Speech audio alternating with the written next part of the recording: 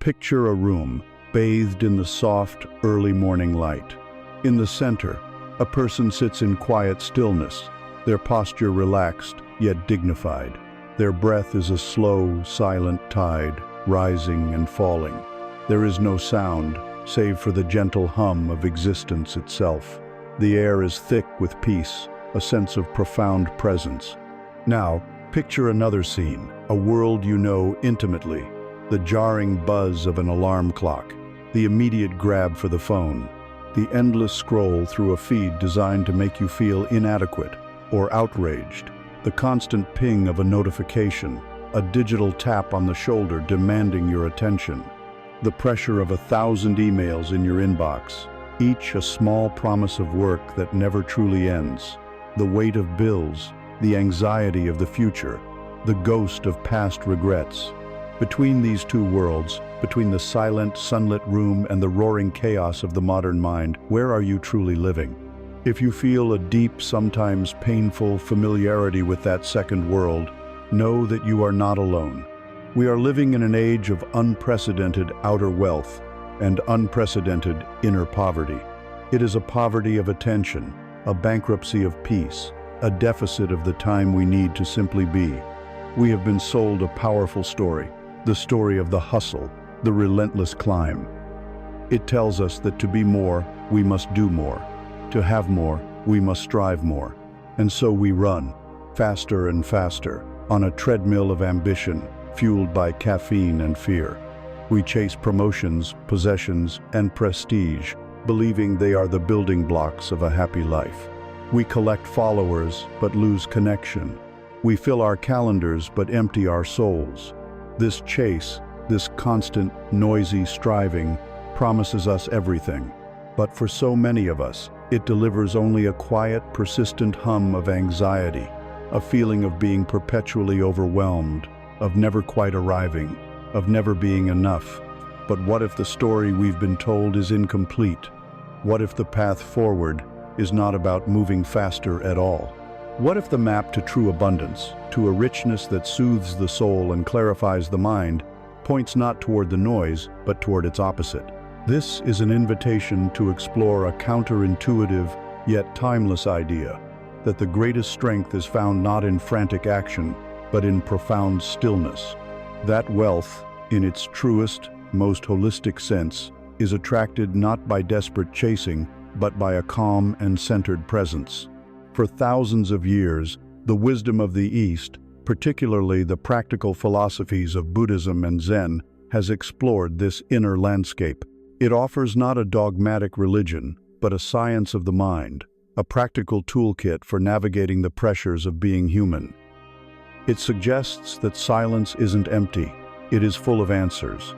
And by learning to access it, we can learn not only to survive the modern world, but to thrive within it, finding a reservoir of power, clarity, and deep, unshakable peace that no amount of outer success can ever provide.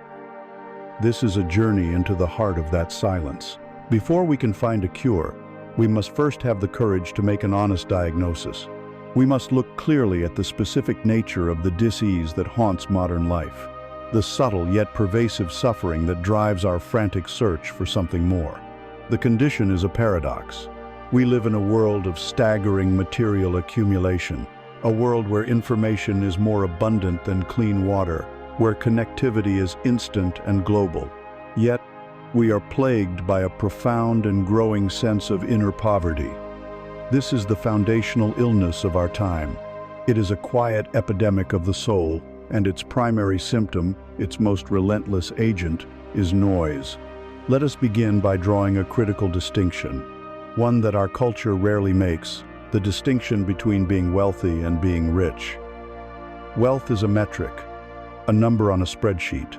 It is the sum of your assets, the balance in your bank account, the market value of your home.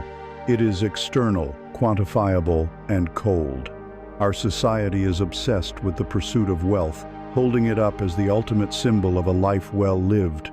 We are taught from a young age that the accumulation of wealth will lead to security, to freedom, to happiness. And so we sacrifice our time, our health, our relationships, and our peace on the altar of this promise. But richness is something else entirely. Richness is an internal state of being. It is a quality of experience. You can feel it in the abundance of time you have to spend with those you love. You can feel it in the depth of connection in a conversation where both people are fully present. You can feel it in the clarity of a mind that is not constantly at war with itself. It is the richness of purpose, of waking up in the morning with a sense of meaning. It is the richness of a quiet walk in nature, of truly tasting a simple meal, of feeling at home in your own skin. Herein lies the great tragedy of our modern pursuit. We see countless people who are incredibly wealthy, yet live in a state of utter inner destitution. They are the CEOs who manage billion-dollar portfolios but cannot manage their own anxiety, whose children know them only as a fleeting presence. They are the celebrities and influencers with millions of adoring fans who retreat to their empty mansions feeling profoundly, achingly alone. They have climbed the ladder of success only to find it was leaning against the wrong wall. They have mastered the art of acquiring things, but have forgotten the art of living. Their lives are full, but they are not fulfilled. Conversely, we may know people of modest financial means who exude an undeniable richness. They possess a calm, a gratitude, a deep appreciation for the simple gifts of life. They have strong bonds with their community. They have time for their passions. They have a sense of peace that no amount of money can purchase. They have understood, on a deep level, that while wealth can buy comfort, it cannot buy contentment. That while it can provide distraction, it cannot provide peace. The first step in our diagnosis, then, is to recognize that our target has been wrong. We have been chasing wealth, when what our souls truly crave is richness. So why, in an age of such potential for richness, do we feel so impoverished? The answer lies in the second part of our diagnosis, the tyranny of noise. The noise I speak of is twofold. First, there is the external noise, the relentless sensory bombardment of our daily lives. Think of your average day. The moment you wake, you are likely met with a symphony of digital demands. The smartphone, our constant companion, is a portal to an infinite universe of information, opinion, and distraction. Social media feeds, algorithmically designed to provoke an emotional response, whether it be envy, outrage, or desire. News alerts that paint a picture of a world in constant crisis, feeding a low-grade fear. Advertisements that whisper incessantly of our inadequacies, promising wholeness in the next purchase. This external noise is not neutral. It is a constant drain on our most valuable and finite resource, our attention. Every notification, every email, every headline is a small withdrawal from our cognitive bank account, leaving us feeling scattered, fragmented, and perpetually depleted. This external noise is so pervasive because it preys upon an ancient mechanism in our brains. For most of human history, information was scarce and valuable. A rustle in the bushes could mean a predator or prey. Our brains evolved to be novelty-seeking machines, rewarding us with a small burst of the neurotransmitter dopamine whenever we discovered something new. Modern technology has hijacked this survival mechanism. Each like, each share, each new email delivers a tiny, pleasurable dopamine hit. We are like rats in a cage, pressing a lever for a pellet of reward. We say we are just checking our phone, but what we are really doing is seeking a fix. This creates a powerful addiction cycle. A moment of boredom, of emptiness, of anxiety arises. This feeling is uncomfortable. We instinctively reach for the device, our digital pacifier. We get our hit. The discomfort temporarily subsides, but the underlying emptiness remains and soon returns, often stronger than before, driving us back to the source of our distraction. We are consuming a diet of mental junk food, and it is making our minds sick, restless, and malnourished. The consequence of living in this state of constant external stimulation is a profound sense of burnout and disconnection. Burnout is not simply tiredness. It is a spiritual exhaustion, a deep fatigue of the soul. It is the feeling of being stretched thin, of having your inner resources plundered day after day, with no time for replenishment. And as we are pulled further and further outward by the demands of the world, we become disconnected. We lose connection with ourselves. There is no longer any quiet space to hear the subtle whispers of our own heart, our intuition, our deepest needs. We lose connection with others. We may be in the same room, but we are not together, each lost in the private universe of their own screen. We practice the art of the half-conversation, of nodding and smiling while our mind is 1,000 miles away, thinking about the email we need to send, or the feed we need to refresh. We become ghosts in our own lives, present in body, but absent in spirit. There is an old story that perfectly illustrates this modern affliction. It tells of a great king who commanded a vast empire. He lived in a palace of unparalleled luxury, with servants to cater to his every whim and guards to protect him from every threat. His wealth was immeasurable. Yet, every night, the king would lie awake on his bed of silk and down, his mind tormented. He would worry about the loyalty of his generals, about the threat of invasion from a neighboring kingdom, about the state of the treasury, about a whispered comment he had overheard in court. The endless noise of his responsibilities and fears echoed in the silent halls of his mind, robbing him of the simple peace of sleep. In the same kingdom, there lived a poor farmer. His home was a simple hut, his bed a mat of straw. After a long day of honest work in the fields, he would eat his humble meal and lie down to rest. And within moments, he would fall into a deep, dreamless, and profoundly peaceful sleep, the sleep of a man whose mind was at rest. The king, with all his wealth, was impoverished. The farmer, with his simple life, was immeasurably rich. This story brings us to the second, and perhaps more insidious, form of noise, the internal noise. Even if we were to retreat to a silent cabin in the woods, free from all external stimulation, most of us would still find no peace, because we would bring the noise with us, inside our own heads. Buddhist teachers have for centuries used a beautiful and painfully accurate term for this phenomenon, the monkey mind. They ask you to imagine a monkey, a frantic, restless creature, constantly chattering and screeching, unable to stay still for more than a moment. Now imagine this monkey is drunk, its movements even more erratic and unpredictable. And now, imagine this drunken monkey has also been stung by a scorpion, adding pain and panic to its frenzy. This, they say, is the natural state of the untrained human mind. It leaps uncontrollably from one thought branch to another. It swings from a regret about the past to an anxiety about the future. It jumps from a random memory of childhood to a critical judgment about ourselves, to a mental rehearsal of an argument we might have tomorrow. It never, ever stops. This internal narrator, this ceaseless chatter, is the ultimate tyranny. It is the source of our anxiety, the voice of our self-doubt, the engine of our discontent. It ensures that even in moments of outer peace, we live in a state of inner war.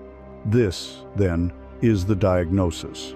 We are a people suffering from a poverty of richness, caused by an addiction to both external and internal noise. This noise leads to burnout, to disconnection, and to a life ruled by the frantic, chaotic whims of our own monkey mind. We have mistaken the accumulation of wealth for the cultivation of a rich life. We have become so accustomed to the roar of the world and the chatter in our heads that we have forgotten what silence even sounds like. We fear it, because in the silence we are forced to confront the very emptiness we have been running from. But it is here, in this diagnosis, that we also find the first hint of the cure. For if the disease is noise, the medicine must be its opposite. The first step on the path to reclaiming our inner richness, to taming the monkey and finding true peace, is the simple, radical, and courageous act of turning toward the silence. It is not an escape, but a return to the quiet center that has been waiting patiently for us, beneath all the noise. Having diagnosed the ailment of our age as a poverty of richness, born from a tyranny of noise, Our path forward seems to be pointing toward a single, simple remedy: silence. But for many of us, that word itself brings a subtle, or perhaps not so subtle, wave of discomfort. To the modern mind, a mind conditioned by constant stimulation, silence can feel like an absence, a void, a nothingness. It can feel boring at best and terrifying at worst. The moment the external noise ceases, the moment the music stops or the television is muted, we are left alone with ourselves. And for many, this is an unwelcome confrontation. We have become strangers to our own inner landscape, and the silence forces an introduction we are not prepared for. There is even a term for this condition: sedate phobia, the fear of silence. It is the phantom vibration in your pocket. It is the compulsive need to fill every quiet car ride with a podcast. It is the reflexive reach for a screen the second you find yourself with a moment of unstructured time. We have come to believe that to be engaged, to be productive, to be alive, is to be immersed in sound and activity. And so we see silence as its opposite, as disengaged, unproductive, and lifeless. This is the great misunderstanding we must first overcome. The wisdom traditions of the East invite us to completely redefine our relationship with silence. They teach that silence is not an empty void, but a potent fullness. It is not a sterile vacuum, but a fertile ground from which all creativity, clarity, and true connection grow. It is not an absence, but a profound presence. To begin this redefinition, we must understand that silence is not a passive state that simply happens when noise goes away. It is an active choice, a skill to be cultivated. Choosing silence is a radical act of self-possession. It is a quiet declaration that you will no longer allow the outside world to dictate the state of your inner world. It is the deliberate turning down of the volume on the endless chaos, so that you might finally hear a more subtle, more important signal. It is an intentional entering into a space of deep potential.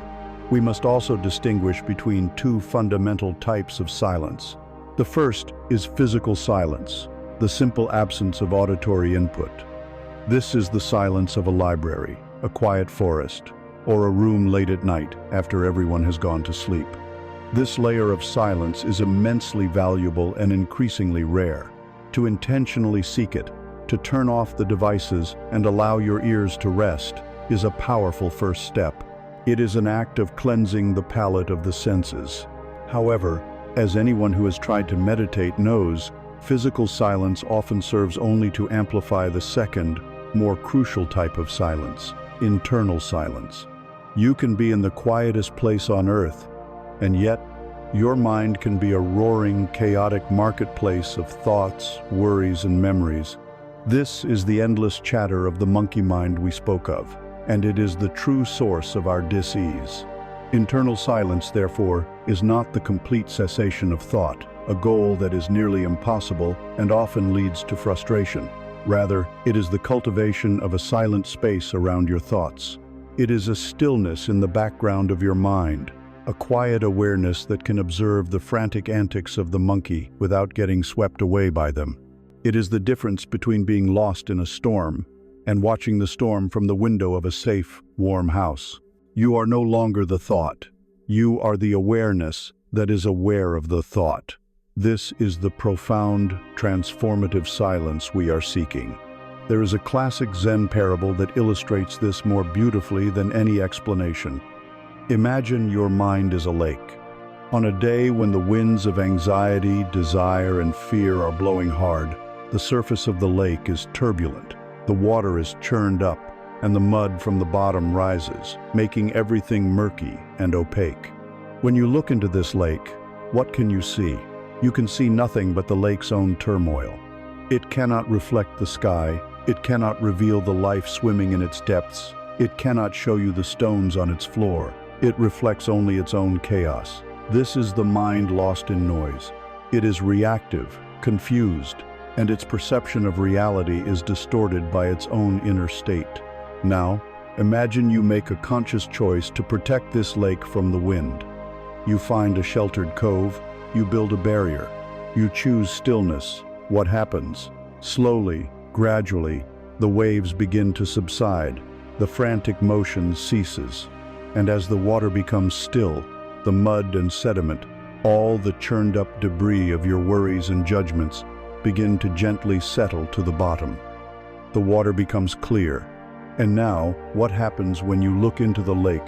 The surface, now as smooth and undisturbed as a sheet of glass, becomes a perfect mirror. It flawlessly reflects the vast blue sky above. It reflects the passing clouds, the light of the moon, the infinite stars. In its stillness, the lake holds the entire universe. It does not need to create the sky. It only needs to be still enough to reflect it. This is the mind that has cultivated internal silence. It is not empty, it is full. It is full of the clarity, the truth, and the boundless perspective of reality itself. From this place of stillness, you can see things as they truly are, not as your fears and desires color them. This stillness, this clarity, is the prerequisite for the most important of human skills, the art of listening. In our world of noise, we have largely forgotten how to listen. We hear, but we do not listen. We wait for our turn to speak, our minds busy formulating a rebuttal, a clever response, an anecdote of our own. But true listening can only happen from a place of inner silence. When your own mind is quiet, you create a spaciousness, a welcoming presence for another person to be truly heard. You begin to listen not just to their words, but to the feeling behind the words. You hear the pauses, the hesitations, the subtle shifts in tone. You listen with your whole being. To offer this kind of listening to another persona child, a partner, a friend, a colleague, one of an immense gift. It says to them, "For this moment, you are the most important thing in the world. I am here with you and for you." This quality of listening is what forges the bonds of real connection and dissolves the walls of misunderstanding and loneliness. And just as silence allows you to truly listen to others, it allows you, perhaps for the first time, to truly listen to yourself. Beneath the shouting of the monkey mind, there is a quieter, wiser voice. Some call it intuition, some call it the heart, some call it the whisper of the soul. It is the part of you that knows your true path. It is the part of you that registers a subtle feeling of wrongness when you are about to make a poor decision, or a gentle feeling of rightness when an opportunity aligns with your deepest values. In the constant noise of daily life, this voice is drowned out.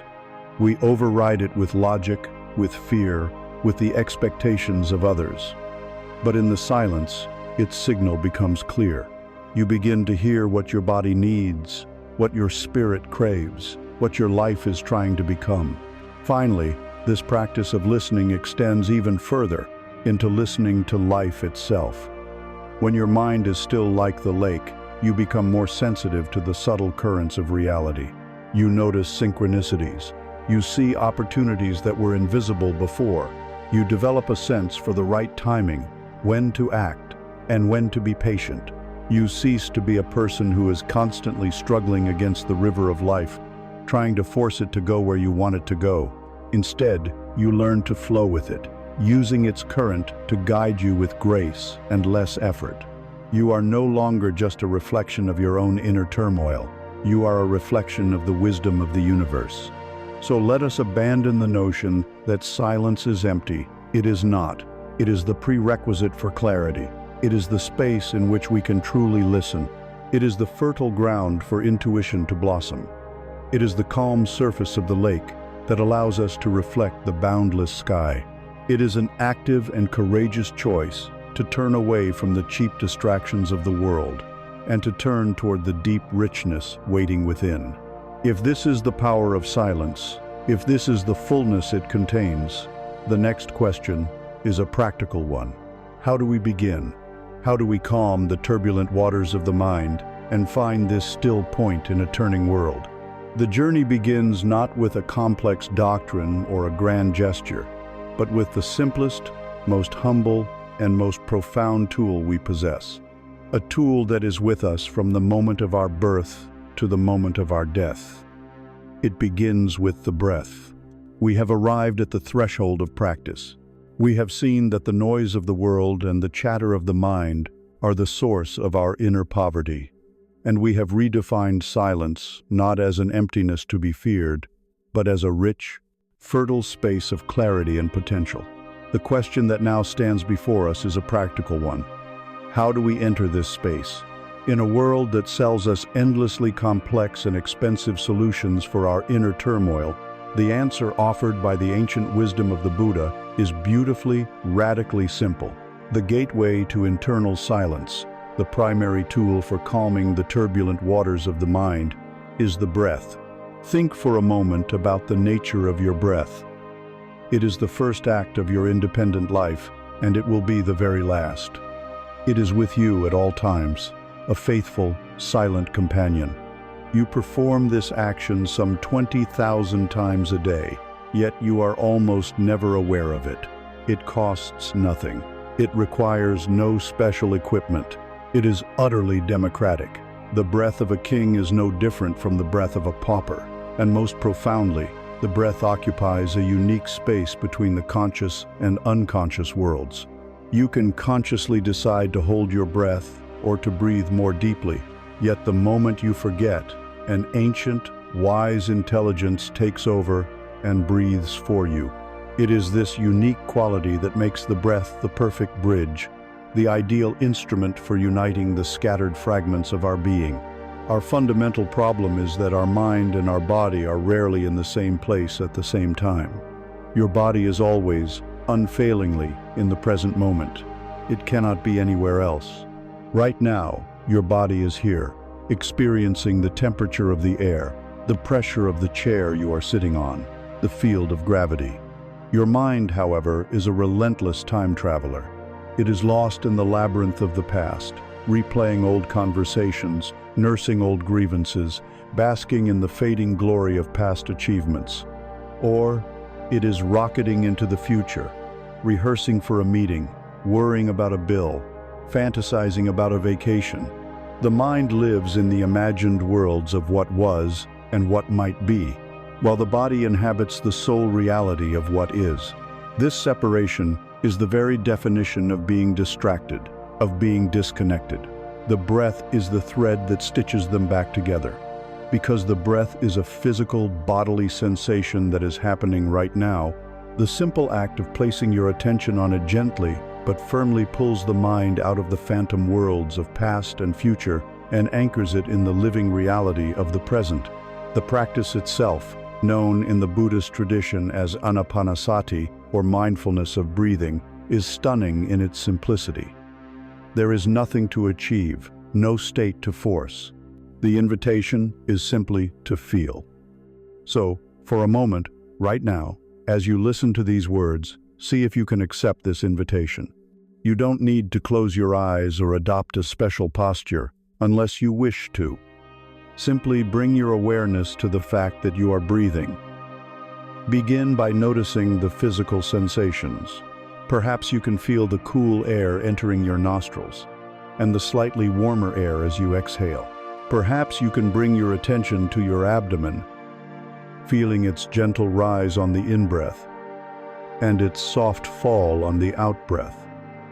You are not trying to change the breath in any way. You are not trying to make it deeper or slower or more spiritual. You are simply allowing the body to breathe as it naturally does, and you are offering the gift of your full, gentle, and curious attention to this simple process. The breath is the anchor. Your mind is a small boat on a vast ocean. The waves of thoughts, feelings, and sensations will inevitably arise. The practice is not to stop the waves, for that is impossible. The practice is to drop the anchor of the breath, so that while the boat may rock and sway, it is not swept away into the boundless, chaotic ocean of distraction. This simple act of returning to the breath, again and again, is a profound training in reclaiming the only thing you ever truly possess, the present moment. We live in a state of self-inflicted poverty by constantly deferring our lives. We tell ourselves, when I get that promotion, then I will be happy. When I lose 10 pounds, then I will feel confident. When the children are grown, then I will have time for myself. When I retire, then I can finally relax. We live our lives based on this when-then fallacy, a perpetually postponed richness. We are always preparing to live, but never actually living. The past is a memory, a ghost. The future is a fantasy, a dream. The only point where life actually occurs is right now. This moment, this breath. This is the only true currency you have. To spend it, lost in worries about a future that may never come, or in regrets about a past that cannot be changed, is the ultimate act of squandering your inheritance. The practice of mindfulness of breathing is the practice of returning to your true wealth. Each time you bring your attention back to the simple physical reality of your in-breath and your out-breath, you are stepping out of the illusion of time and into the abundance of the now. You are learning to find contentment not in some future imagined state, but in the profound, simple, and miraculous reality of being alive. There is a wonderful story about the Zen master Thich Nhat Hanh that perfectly captures this principle. A very busy and important American businessman came to visit him at his monastery in France. The man's mind was racing, full of stock prices, corporate strategy, and a flight he had to catch. The master, in his calm and unhurried way, invited the man to have a cup of tea. As he poured the tea, the businessman was already thinking about his next question, his next appointment. He took the cup and was about to drink it quickly when the master said gently, "You must drink your tea." The man, slightly confused, replied, "I am drinking it." Thich Nhat Hanh smiled and shook his head. "You are not drinking your tea," he explained. "You are drinking your future projects. You are drinking your anxieties. To truly drink your tea, you must be fully present for it. Your mind must be here with your body. You must feel the warmth of the cup in your hands. You must see the amber color of the liquid. You must inhale its fragrant steam. When you lift it to your lips, you must truly taste it. In this moment, the entire universe exists only in this cup of tea. When you are drinking the tea, just drink the tea. This is the training that the breath provides. It is training us to just drink the tea in every moment of our lives. When you are walking, just walk. When you are listening to your child, just listen. When you are eating your meal, just eat. We bring the same quality of gentle, non-judgmental attention that we cultivate with the breath to every other activity. This is how the richness of the present moment begins to permeate our entire existence. Life ceases to be a series of obstacles to be overcome on the way to some future happiness. It becomes a series of moments to be inhabited, to be savored, to be lived fully. Finally, and perhaps most compassionately, the breath teaches us that every moment is a new beginning. As you begin to practice this, you will discover something very quickly. Your mind will wander. It will wander constantly. It will be distracted by a sound, a memory, an itch, a plan for dinner. This is not a sign of failure. It is simply a sign that you have a human mind. The real practice, the moment of true success, is not in never wandering. It is in the gentle and kind recognition that you have wandered, and the simple, patient act of returning your attention to the breath. Each time you do this, you are strengthening a mental muscle. You are exercising the capacity to be present. You can wander 1,000 times, and the practice is simply to return 1,001 times, without judgment, without frustration. Each breath is an amnesty. It is a clean slate.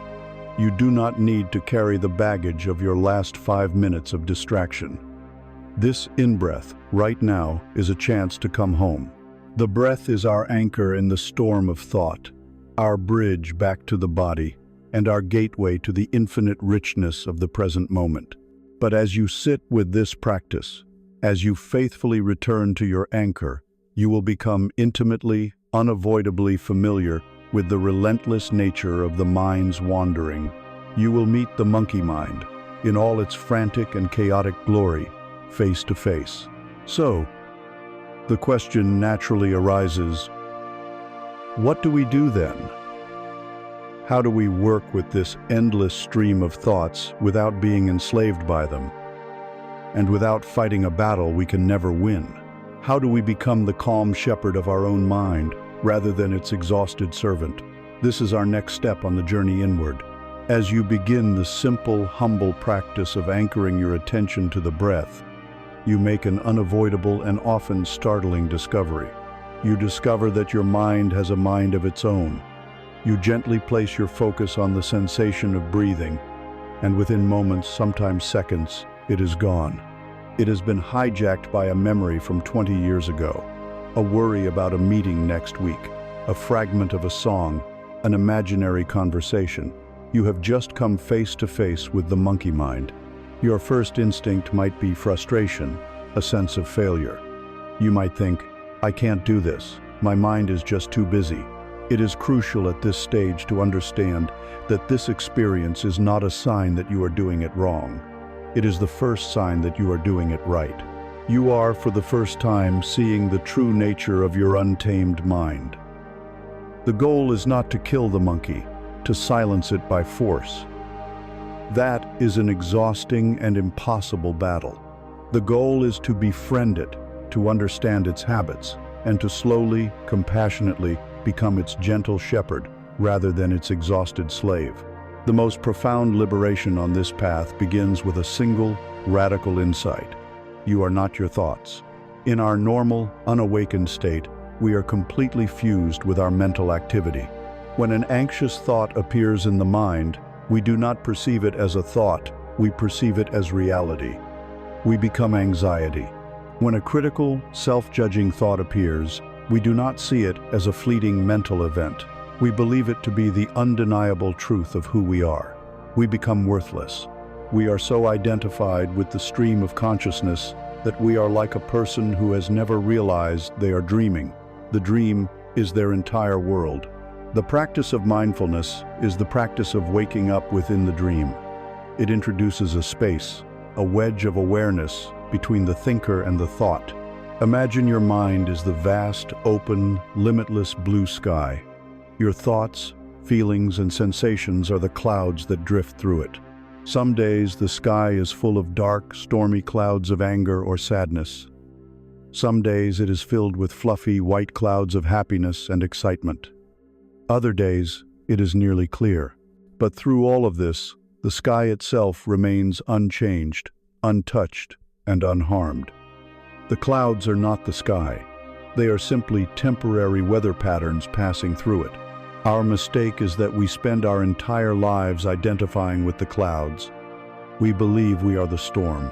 The practice of taming the monkey mind is the practice of learning to identify with the sky. It is the process of realizing that you are the vast, silent, witnessing awareness in which all the weather of your mind takes place. From this perspective, a thought is no longer a personal command or an absolute truth. It is simply a cloud passing by. It has no inherent power over you unless you give it that power by believing it and clinging to it. This may sound abstract, but the method for cultivating this awareness is incredibly practical. It is a technique often referred to as noting or labeling. It is very simple. As you rest your attention on the breath, the moment you notice the mind has been carried away, you make a soft, gentle, non-judgmental mental note of the nature of the thought. If you find yourself rehearsing what you're going to do after this, you might silently note planning. If you are caught in a loop of worry about your finances, you note worrying. If a memory from your past arises, remembering. If you find yourself critiquing your meditation practice itself, judging. The label should be light, like a feather touching a balloon. It is not an exercise in deep psychoanalysis. You are not trying to figure out why you are worrying. You are simply acknowledging the presence of the mental activity. And then, having noted it, you gently, kindly, and without any sense of failure, guide your attention back to the anchor of the breath. The power of this simple act cannot be overstated. By naming the thought, you are objectifying it. You are taking it out of the realm of me and placing it in the realm of it. It is no longer an inseparable part of your identity. It is now a discrete mental event that you can observe. It's the difference between being lost in a forest and looking at a map of the forest.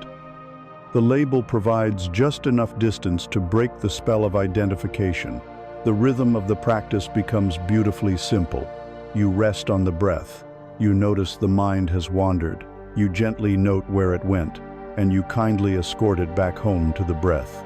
Again and again and again. This is the training. This is how you become the shepherd. The Buddha told a powerful story that perfectly illustrates the freedom found in this practice, the parable of the two arrows. He said that to live a human life is to be struck by a first arrow. This arrow represents the unavoidable, painful events of existence. It is sickness, loss, disappointment, the unkind words of another, the failure of a project. No one, no matter how rich or powerful or virtuous, is exempt from these first arrows. They are a natural part of the human condition. But, the Buddha said, most of us, immediately after being struck by the first arrow, shoot a second arrow into ourselves, in the very same spot. This second arrow is our reaction to the first. It is the story we tell ourselves about the pain. It is the anger, the resentment, the self-pity, the fear. It is the thought, why me? This is a catastrophe. I can't bear it. My life is ruined. The pain of the first arrow is unavoidable. But the suffering of the second arrow, the Buddha taught, is entirely optional. The practice of observing your thoughts is the practice of learning not to fire that second arrow. When a painful thought or feeling arises, the first arrow, instead of immediately reacting with a storm of secondary negativity, you learn to simply observe it. You note, sadness or fear or anger. You allow yourself to feel the raw energy of that emotion in your body without adding a story to it. You create a space around the initial pain. This space, this sacred pause between the stimulus and your response, is the birthplace of all wisdom and freedom. In our normal, reactive life, that space is non-existent. An insult is thrown, first arrow, and anger immediately fires back, second arrow. A worry appears, first arrow, and a panic attack ensues, second arrow. Mindfulness practice is the art of widening that pause. In that pause, you have a choice. You can see the second arrow in your hand, you can feel the urge to shoot it into yourself, and you can choose, with calm intention, to gently put it down. You learn to bear the pain of the first arrow with grace and equanimity, without multiplying your own suffering. When you practice this, you begin to see that thoughts are like attention-seeking children. If you argue with them, wrestle with them, or get deeply engaged in their drama, you are giving them exactly what they want, your energy and your attention. The more you fight a thought, the stronger it becomes. The thought, I must not worry, is, itself, a worried thought. Pushing thoughts away is just another form of struggle. The practice of mindful observation offers a radical alternative. Instead of fighting the thought or indulging it, you simply shine the gentle, warm light of your awareness on it. You acknowledge it without judgment. I see you, thought of worry. I feel your energy. You are not feeding it with reaction, nor are you trying to violently suppress it. You are simply allowing it to be in the vast, open space of your awareness. And a curious thing happens. A thought that is not fed with the fuel of your reactivity soon runs out of energy. It has its moment on the stage of your mind, and then, like a cloud passing in the sky, it dissolves. By ceasing to water the weeds of habitual negative thinking, they slowly begin to wither and die. The neural pathways that support them weaken, and the pathways that support calm, clear awareness grow stronger. This is the journey from being a slave to the mind to becoming its compassionate shepherd. It is not about achieving a perfectly empty mind, but about changing your relationship to the ceaseless activity within it. You learn that you are the sky, not the clouds. You use the gentle tool of noting to disidentify from the passing weather. You learn to pause and refrain from shooting the second arrow of self-inflicted suffering. You allow thoughts to arise and pass without being swept away by them.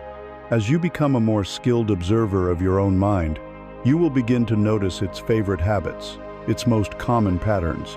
And one of the most powerful and pervasive patterns you will discover is the mind's tendency to grasp, to cling, to hold on tightly to things it likes, and to violently push away things it dislikes. This fundamental habit of clinging and aversion is the very root of the monkey mind's restlessness. Understanding this habit and learning the gentle art of loosening its grip is the next great step toward uncovering the richness and peace that lie within. As you become a more skilled and compassionate shepherd of your mind, observing the clouds of thought from the vastness of the sky, you begin to notice a recurring pattern. You see the mind's fundamental habit, its default setting. It grasps.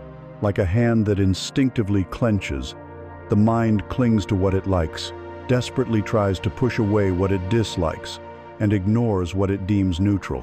This ceaseless activity of grasping and pushing away, of pulling and resisting, is the very source of the tension, anxiety, and exhaustion we feel.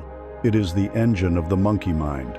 To find true peace and unlock a deeper richness, we must learn the subtle, courageous, and profoundly liberating practice of loosening that grip. We must learn the art of letting go. Imagine your life as a clenched fist. You are holding on for dear life to your beliefs, your plans, your identity, your grievances, your hopes for the future. You are white-knuckling your way through existence. A clenched fist is a symbol of control, of effort, of struggle. It can hold on tightly to what it already has, but it is incapable of receiving anything new. It cannot feel the caress of a gentle breeze, nor can it accept a gift that is offered. To receive, the hand must first open. The art of letting go is the art of unclenching the fist of the mind. This practice is rooted in a clear and unflinching look at the nature of reality itself.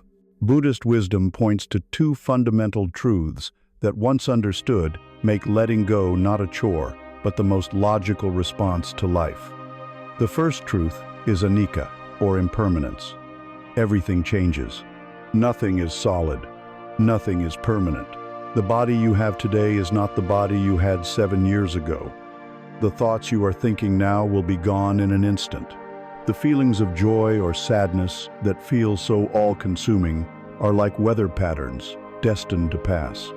Your relationships, your job, the world around you all are in a constant state of flux.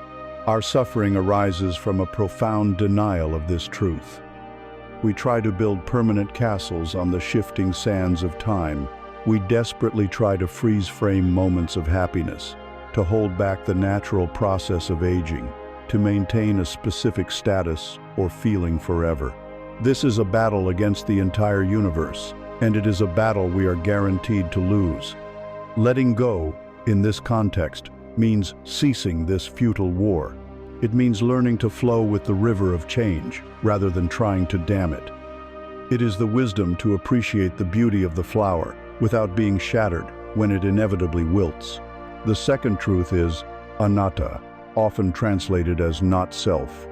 This points to the fact that the self we cling to so tightly is not a solid, unchanging entity.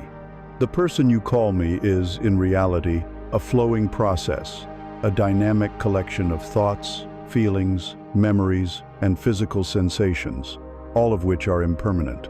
Yet, we create a rigid identity, a story about who we are. I am a successful person. I am an anxious person. I am a victim. I am a leader. We then spend our lives defending this fragile fortress of the ego. When someone criticizes us, it feels like a physical attack on this self. When we fail, this self feels diminished.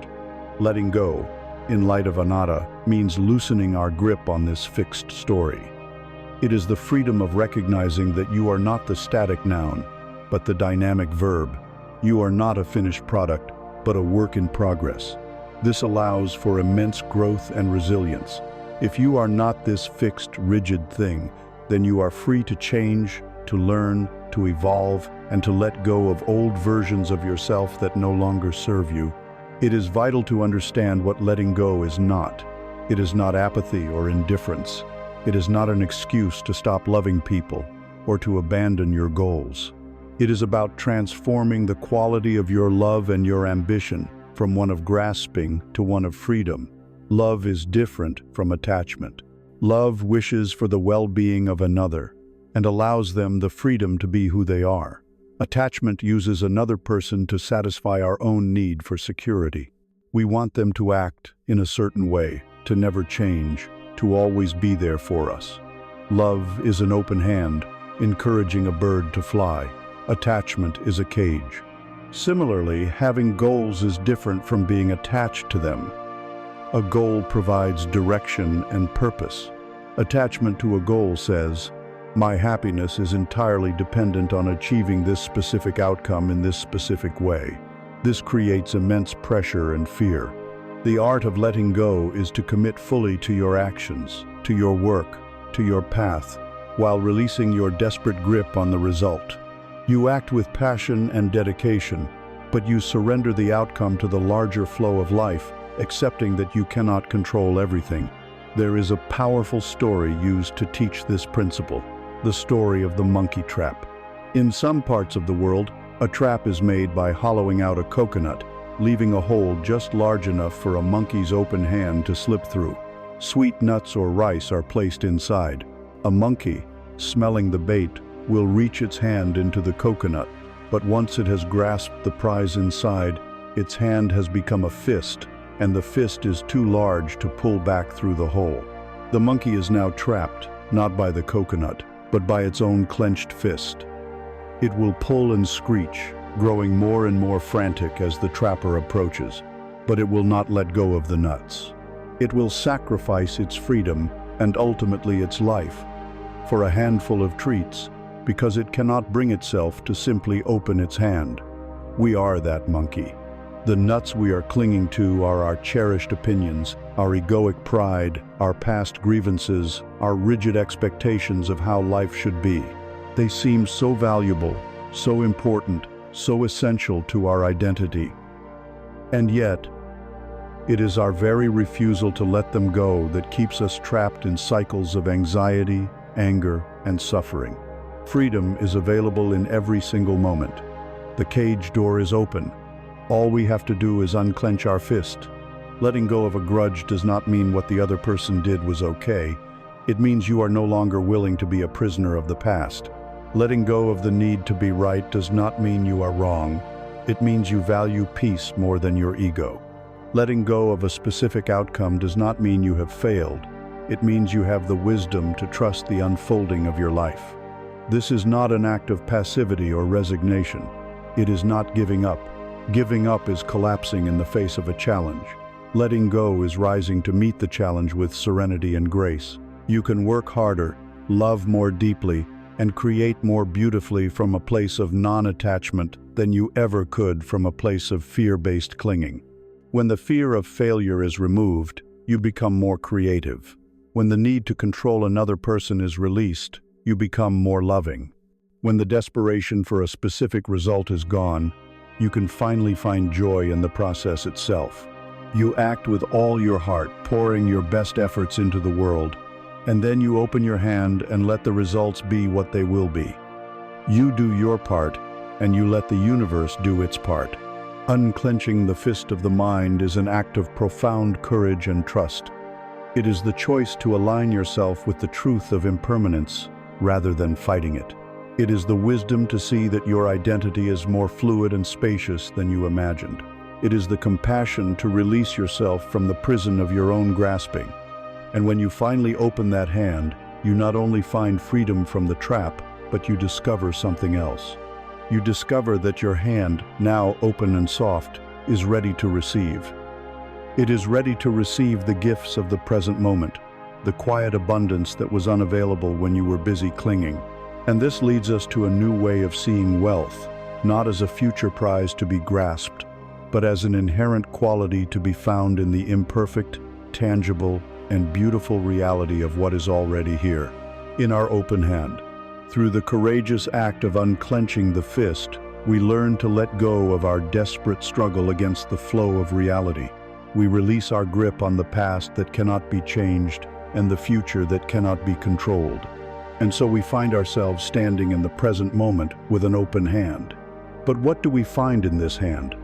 We find reality in all of its raw, unpolished, and imperfect glory. For a mind conditioned by our modern culture, this can be a shock. We are a society obsessed with perfection. We are sold a vision of life that is seamless, glossy, and devoid of flaws. Our social media feeds are curated highlight reels. Our advertisements promise flawless skin and effortless success. Our homes are meant to look like sterile showrooms. We are taught to hide our cracks, to polish our surfaces, and to present a version of ourselves to the world that is pristine and invulnerable. This relentless pursuit of perfection is one of the most insidious forms of inner poverty. The perfectionist lives in a perpetual state of lack. Their attention is not trained on the beauty of what is present, but on the frustrating gap between reality and an impossible ideal. They can receive 100 compliments, but will obsess over a single criticism. They can complete a project with 99% success, but will lose sleep over the 1% that was flawed. The perfectionist's mantra is always, "not good enough."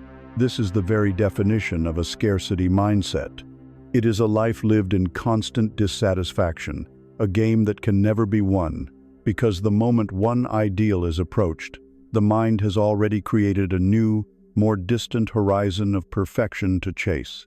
It is an exhausting, joyless, and impoverished way to live, no matter how successful it may look from the outside. There is another way. The wisdom of Zen offers a beautiful and profound antidote to this cult of perfectionism, an aesthetic and a philosophy known as wabi-sabi. These two words are difficult to translate directly, but together they point to a worldview that finds a deep and moving beauty in things that are imperfect, impermanent, and incomplete. It is a gentle appreciation for the humble, the modest, and the unconventional. Wabi speaks to a kind of rustic simplicity, a richness found in quietness and understatement. It is the feeling of contentment that comes from needing very little. It is the beauty of a simple, handcrafted wooden spoon, still bearing the marks of the tool that made it, versus a flawless, mass-produced plastic one. It is an inner state of tranquility and appreciation for the unadorned. Sabi refers to the beauty that comes with age, the bloom of time. It is the elegance that is found in wear and decay.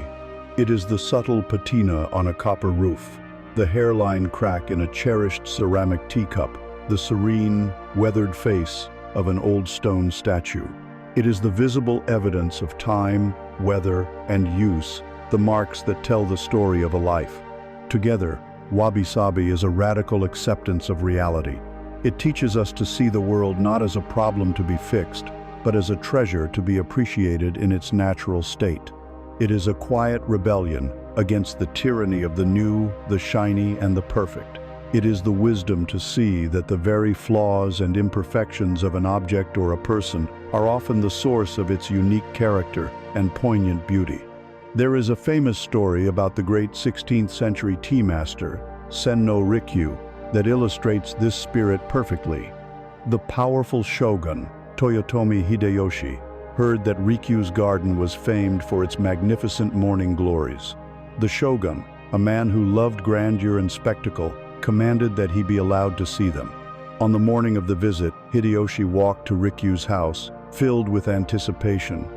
But as he entered the garden, he was horrified. Every single morning glory had been cut down. The garden was a scene of devastation. Furious at this apparent insult, the shogun stormed into the small, rustic tea house to confront the master. But as he ducked through the low doorway, he stopped dead.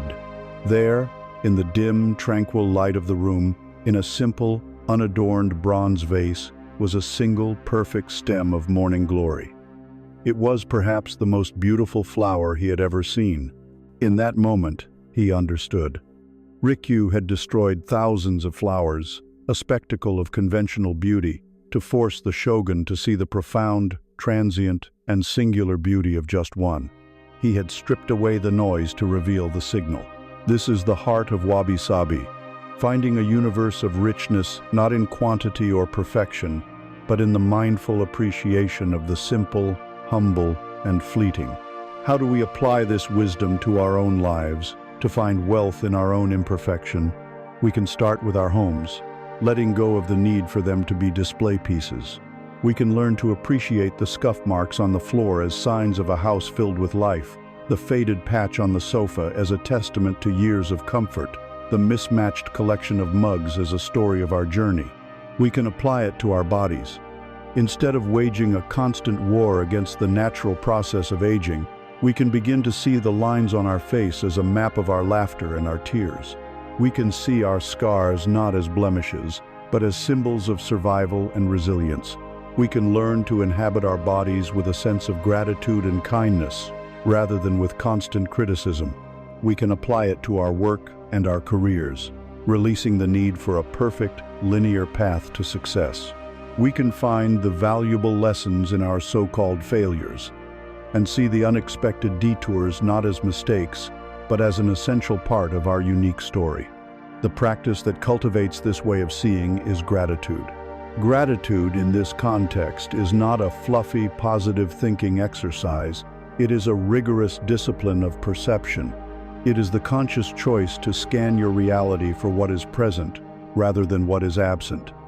It is the active search for the wabi-sabi beauty that is already woven into the fabric of your life. It is training the mind to notice the richness in the mundane, the complex flavor of a simple cup of coffee, the sincere warmth in a friend's voice, the incredible, life-giving technology of a hot shower. To practice gratitude is to declare that what you have, right now, is enough. And the feeling of enough is the very definition of wealth. This practice is the engine that drives the most important transformation of all, the shift from a scarcity mindset to an abundance mindset. The scarcity mindset, the mindset of the perfectionist and the clenched fist, operates from a core belief that there is not enough. Not enough time, not enough money, not enough love, not enough success to go around. This belief fosters fear, competition, hoarding, and anxiety. It keeps us trapped in a state of striving and dissatisfaction. The abundance mindset, nurtured by the practice of gratitude and the philosophy of wabi-sabi, operates from a different core belief: there is enough. It trusts in the sufficiency of the present moment. It finds wealth in simplicity, beauty in imperfection. It understands that resources like love, kindness, and joy are not finite. In fact, they grow the more you share them. This shift does not depend on changing your external circumstances. You can be living the exact same life, but your experience of it becomes radically different. You move from a state of inner poverty, constantly focused on what is lacking, to a state of inner richness, deeply appreciative of what is present. By embracing the imperfect, by finding beauty in the cracks, and learning to be grateful for the life we actually have, we fill our own cup, and a profound and natural shift occurs. When your own cup no longer feels empty, when you feel a sense of sufficiency and contentment in your own being, the desperate need to accumulate more for yourself begins to soften. The envy, the comparison, and the competition start to dissolve. And in their place, a new impulse arises, a gentle and warm desire to share the overflow. When you know you have enough, you can begin to truly see the needs of others. This is the natural doorway leading out of the self and into the world. It is the beginning of compassion. As we learn to inhabit our lives with the grace of wabi-sabi, finding a quiet richness in the beauty of the imperfect and a deep gratitude for the life we actually have, a subtle but profound shift begins to occur. The frantic energy of the clenched fist, always grasping, always seeking, begins to soften. The inner cup, once perceived as perpetually half-empty, now feels full, perhaps even overflowing. When we are no longer consumed by the Sisyphean task of perfecting ourselves and our world, we gain a new capacity. For the first time, We can lift our gaze from our own navel and truly see the person standing next to us. This ability to see, to truly see the other, is the gateway to karuna, the Sanskrit word for compassion. And compassion, we will discover, is not a sentimental weakness, but a formidable strength, a currency of the heart that generates a wealth no bank can hold. In the West, we often confuse compassion with its pale cousin, pity. Pity looks down from a position of superiority. It is the voice that says, "Oh, you poor thing," creating a distance between the observer and the sufferer. It is a sterile, detached emotion, but karuna is radically different. Karuna does not look down, it sits beside. It is the brave and tender act of entering into the suffering of another, not to fix it or solve it, but simply to be with it. It is born from the profound recognition of a shared humanity. It is the whisper that says, "I understand. I have felt pain too. We are in this together." Compassion is the force that dissolves the illusion of separation. It is the ultimate antidote to loneliness, both for the one who gives it and the one who receives it. The journey into true compassion, however, does not begin with others. It begins with the most difficult and often most neglected person in our lives, ourselves. This is perhaps the most challenging teaching for a culture that lionizes self-criticism and mistakes harshness for a driver of achievement. We have an inner critic, a relentless narrator who catalogs our every failure, magnifies our every flaw, and constantly reminds us that we are not smart enough, not disciplined enough, not good enough. We would never dream of speaking to a dear friend the way we speak to ourselves in the privacy of our own minds. And so we walk through life wounded, carrying the weight of our own self-judgment. The wisdom of compassion teaches us a fundamental law. You cannot pour from an empty cup. You cannot give to others a kindness that you refuse to give to yourself. Self-compassion is not self-indulgence or self-pity. It is not about letting yourself off the hook for your mistakes. It is the simple practice of treating yourself with the same kindness, care, and understanding that you would offer to a good friend when they are having a difficult time. When a friend fails, do you berate them? Or do you say, "That sounds incredibly hard. It's okay to feel this way. You did your best, and you are still a worthy person"? Self-compassion is the act of turning this same gentle voice inward. It is the recognition that failure and imperfection are not personal defects, but an inextricable part of the human experience. To be human is to be flawed. To be human is to make mistakes. By embracing ourselves with this gentle, forgiving awareness, we create a foundation of inner safety and resilience. We are no longer at war with ourselves. The vast amounts of energy we once spent on self-flagellation are now liberated, available to be turned outward toward the world. When we have this foundation of self-compassion, we can begin to see that our own suffering, which once felt so personal and isolating, is actually a doorway to connection. Pain has a way of convincing us that we are utterly alone. The mind whispers, "No one has ever felt a heartbreak this deep. No one understands the weight of this anxiety. I am the only one." This belief erects a prison around the heart, a prison of lonely, singular suffering. Compassion is the key that unlocks this prison door. When we see another person struggling and we allow our heart to feel a resonance with their pain, something miraculous happens. We see our own story reflected in theirs. We recognize the familiar ache of loss, the sharp sting of rejection, the heavy cloak of fear. And in that moment of shared recognition, the walls of our prison dissolve. The feeling of me and my terrible pain expands into a feeling of us and our shared human struggle. This sense of profound connection, of belonging to the vast family of all beings who have ever known suffering, is a form of wealth that makes the lonely pursuit of material gain seem pale by comparison. This compassionate connection is not just a feeling, it is a practice, and one of its most powerful forms is the practice of deep listening. In our world of noise and distraction, To be truly listened to is a rare and precious gift. Most of the time, we are not listening. We are waiting for our turn to speak. We are formulating our response, our advice, our counter-argument. But deep listening, born from a compassionate heart, is different. It is the act of offering your full, silent, non-judgmental presence to another person. You put aside your own agenda, your own story, your own need to fix things. You simply create a safe, spacious container for the other person's truth to unfold. You listen not just to their words, but to the emotions swimming beneath the words.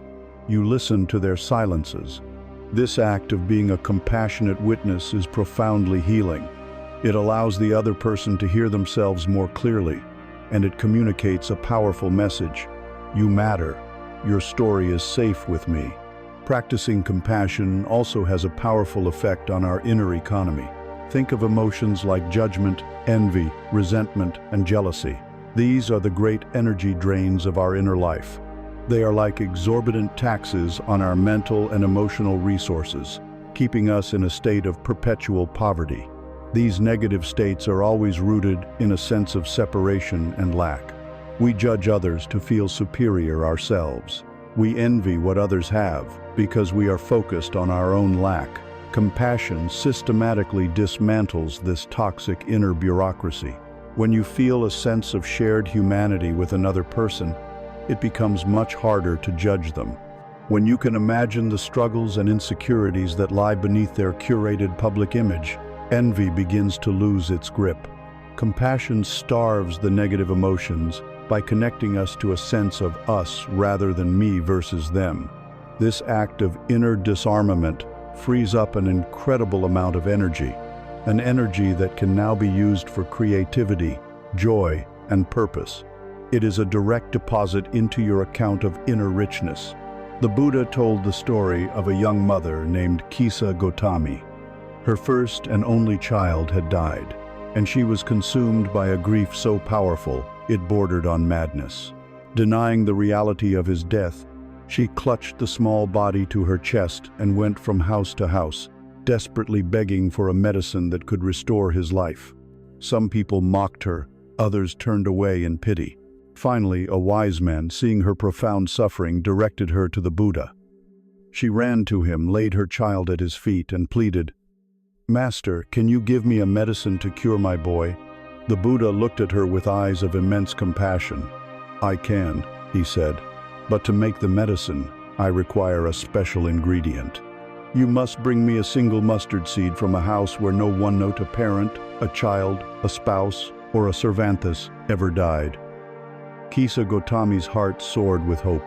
A mustard seed was such a simple thing to find. She immediately began her quest, going from house to house in the village. At the first door, she asked, "Do you have a mustard seed I can take for a special medicine?" "Of course," the woman replied. "But as I am about to give it to you," Kisa Gotami said, "tell me, has anyone in this house ever died?" The woman's face fell. "Oh, my dear," she said softly, "the living are few, but the dead are many. We lost our father just last year." Kisa Gotami went to the next house, and the next, and the next. The story was always the same. Every family had a mustard seed, and every family had a story of loss. One had lost a husband, another a daughter, another a beloved grandparent. As the day wore on, she sat and listened to their stories of grief, stories that so closely mirrored her own. Her frantic, personal quest for a cure began to transform. She was no longer just a mother consumed by her own unique agony. She was a woman hearing the universal anthem of human sorrow. Her heart, once clenched tightly around her own pain, began to soften and open. She realized that death was not a unique tragedy that had befallen her alone. It was a universal condition, woven into the very fabric of life. By evening, she had not collected a single mustard seed. She went to the edge of the village, gently laid her son's body down, and watched the flickering lights of the town. "How selfish I have been in my grief," she thought. She had come to understand that her suffering was not a lonely island, but part of a vast ocean of human experience. Her personal grief had dissolved into a universal compassion. Having laid her own sorrow to rest, her heart was now rich with an understanding for all beings. This is the power of Karuna. It is the journey from the prison of me to the spacious freedom of we. It begins with the gentle acceptance of our own imperfections and blossoms into a deep recognition of our shared humanity. It is the wealth of a heart that is no longer at war with itself or the world. And when a heart is this full, this rich with compassionate understanding, it cannot help but overflow. This natural, spontaneous impulse to share, to give, to alleviate the suffering one now understands so well is the very definition of generosity. When the heart is softened by compassion, when we truly recognize our shared human condition, a natural and beautiful impulse arises. It is the impulse to act, to help, to give. This spontaneous expression of an open heart is known in the Buddhist tradition as dana, often translated simply as generosity or charity. Dana is far more than just dropping a coin in a donation box. It is a profound spiritual practice, a dynamic expression of interconnectedness, and one of the most powerful pathways to discovering a wealth that has nothing to do with accumulation. In fact, it is rooted in a startling paradox, a truth that runs directly counter to the logic of our materialistic world. The more you give, the richer you truly become. Our culture teaches us that wealth is a zero-sum game of hoarding.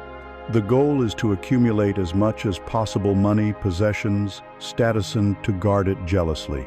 The underlying belief is one of scarcity. There is a finite amount of good in the world, and the more you have, the better. Giving, in this model, is seen as a loss, a depletion of your own resources. Dana invites us to turn this entire worldview on its head. It suggests that true wealth is not a stagnant reservoir to be hoarded, but a flowing river that gains life and power from its movement. To block the flow, to hoard, is to create a stagnant, lifeless pond. To give is to ensure the river remains fresh, vital, and ever replenished. The first step in practicing dana is to radically expand our definition of what it means to give. We are conditioned to think of generosity solely in financial terms, which creates a convenient excuse for many. We think, I will be more generous when I have more money.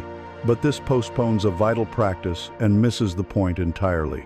The truth is, everyone, regardless of their material circumstances, has an infinite capacity for generosity. There are countless treasures we can offer to the world at any moment. We can practice the gift of our time and our presence. In a world where everyone is distracted, offering someone your full, undivided, compassionate attention is one of the most profound gifts you can give. To put down your phone, to look into someone's eyes, and to truly listen to them without judgment is an act of immense generosity. We can offer the gift of our kind words, a sincere compliment, a word of encouragement to someone who is struggling, an expression of gratitude. These cost us nothing, yet they can change the entire course of another person's day, and sometimes, to their life. We can offer the gift of our skills. If you know how to fix something, to cook, to write, to listen, sharing that skill with someone who needs it is a form of dana. We can offer the gift of forgiveness. To release a grudge you have been holding against someone, or even against yourself, is to give the gift of freedom from the heavy chains of the past. It is an act of generosity that liberates both the giver and the receiver. At its core, any act performed with the pure intention of benefiting another without expecting anything in return is a practice of dana. When we engage in these acts of giving, we are performing a powerful surgery on our own minds. We are actively dismantling the ego's architecture of scarcity and attachment. Remember the clenched fist of the monkey mind? Every act of true generosity is the practice of opening that hand. The scarcity mindset whispers, hold on tight. If you give this away, you will have less. You will be diminished. But the act of giving proves this voice to be a liar. When you give freely, you experience a warmth, a connection, a sense of inner expansion. You do not feel diminished, you feel enlarged. You are training your nervous system on a cellular level to trust in the flow of life. You are affirming a deeper truth, that you are not a sealed container, but an open channel, and that your own well-being is inextricably linked to the well-being of all. This leads to the inner richness that Dana cultivates. The transactional mind asks, if I give, what will I get back? But the wise heart knows that the giving is the getting. The primary reward is not some future karmic payback. It is the immediate transformation of your own inner state. Giving dissolves the painful illusion of the separate self. In the moment of a genuine act of help, the rigid boundary between me and you becomes soft and permeable. Their relief becomes your joy. This experience of profound connection is a core human need, and it is a source of happiness far more sustainable than any fleeting pleasure derived from consumption. It infuses our lives with a sense of meaning and purpose. A life dedicated solely to self-gratification ultimately feels hollow. A life that includes service and contribution feels significant. This feeling of being part of something larger than yourself is a cornerstone of authentic wealth. A simple folktale illustrates this dynamic. A man who had very little himself was walking home after a long day, carrying his only food, a small loaf of bread. He was tired and hungry, looking forward to his meager meal. On the path, he came across a woman sitting with her children, and he could see from their faces that they were starving, far hungrier than he was. The man's mind was split. The voice of scarcity screamed, "Keep walking. This is all you have. You will go hungry tonight." But the voice of compassion whispered, "Their need is greater than yours." After a moment of internal struggle, he walked over to the family, broke his only loaf of bread into pieces, and gave it all to them. As he walked away, with an empty stomach but a full heart, he felt a warmth and a sense of his own dignity that was more nourishing than any food. He felt rich, a wealthy merchant, observing this selfless act from a distance, was so moved by the man's character that he approached him and offered him a job, one that ensured he and his family would never go hungry again. This story is not about a magical transaction where giving a little bread instantly gets you a job. The point is more subtle and more profound. The man's act of generosity transformed his inner state from one of personal lack to one of compassionate abundance. He began to radiate a quality of character of trust, dignity, and open-heartedness. It is this quality, this energy, that the world naturally responds to. An open, generous posture is more likely to attract opportunities than a closed, fearful, and grasping one. This points to the final, beautiful law of Dana. It creates flow. Nature abhors a vacuum. Life is a system of circulation. A heart that only takes in and never gives out becomes sclerotic and diseased. A mind that only accumulates and never shares becomes stagnant and fearful. When you give, you are creating a type of energetic vacuum. You are declaring to the universe and to your own subconscious mind, "I am a channel, not a dead end. I trust that there is more where this came from." By letting go of what you have, you create the space for something new to enter. This is not a superstitious belief, but a deep psychological and energetic principle. When you are open-handed, you are more receptive. When you are generous with your attention, you are more likely to notice the opportunities that are all around you. When you are generous with your kindness, you build a network of goodwill that supports you in ways you could never have planned. You are participating in the great circulation of life's gifts. The paradox of generosity, then, is no paradox at all. It is the simple, elegant logic of an interconnected universe. To enrich ourselves, we must enrich others. To receive, we must give. Dana is the ultimate expression of a compassionate and wise heart. It is the joyful practice of an abundance mindset and the most effective medicine for the impoverished spirit of scarcity. This open, present, and generous way of being need not be reserved for grand gestures. It can be woven into the very fabric of our ordinary days. The question now becomes, how do we bring this same spirit of wholehearted giving, the giving of our full attention, to the simple, mundane, and often overlooked moments that make up the substance of our lives? The journey inward has now brought us to a crucial turning point. We have learned to sit in the stillness, to observe the breath, to watch the mind without judgment, to let go of our clinging, to find beauty in imperfection, and to open our hearts with compassion and generosity. These are the foundational skills, the scales and chords of our inner practice.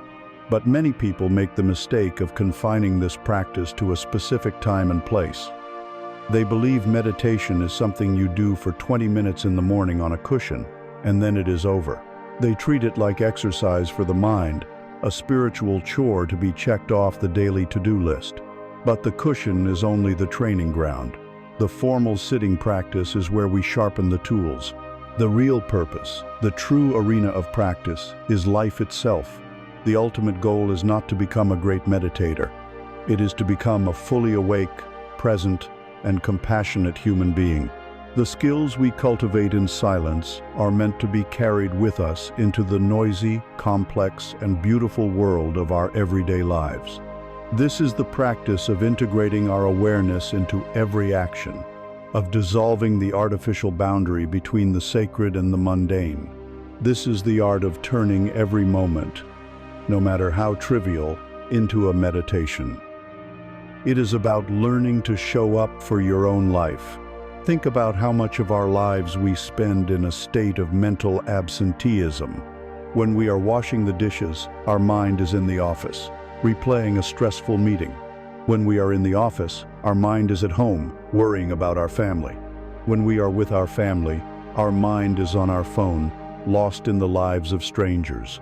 We are ghosts in our own present moment, our bodies performing one task while our minds are tangled in another.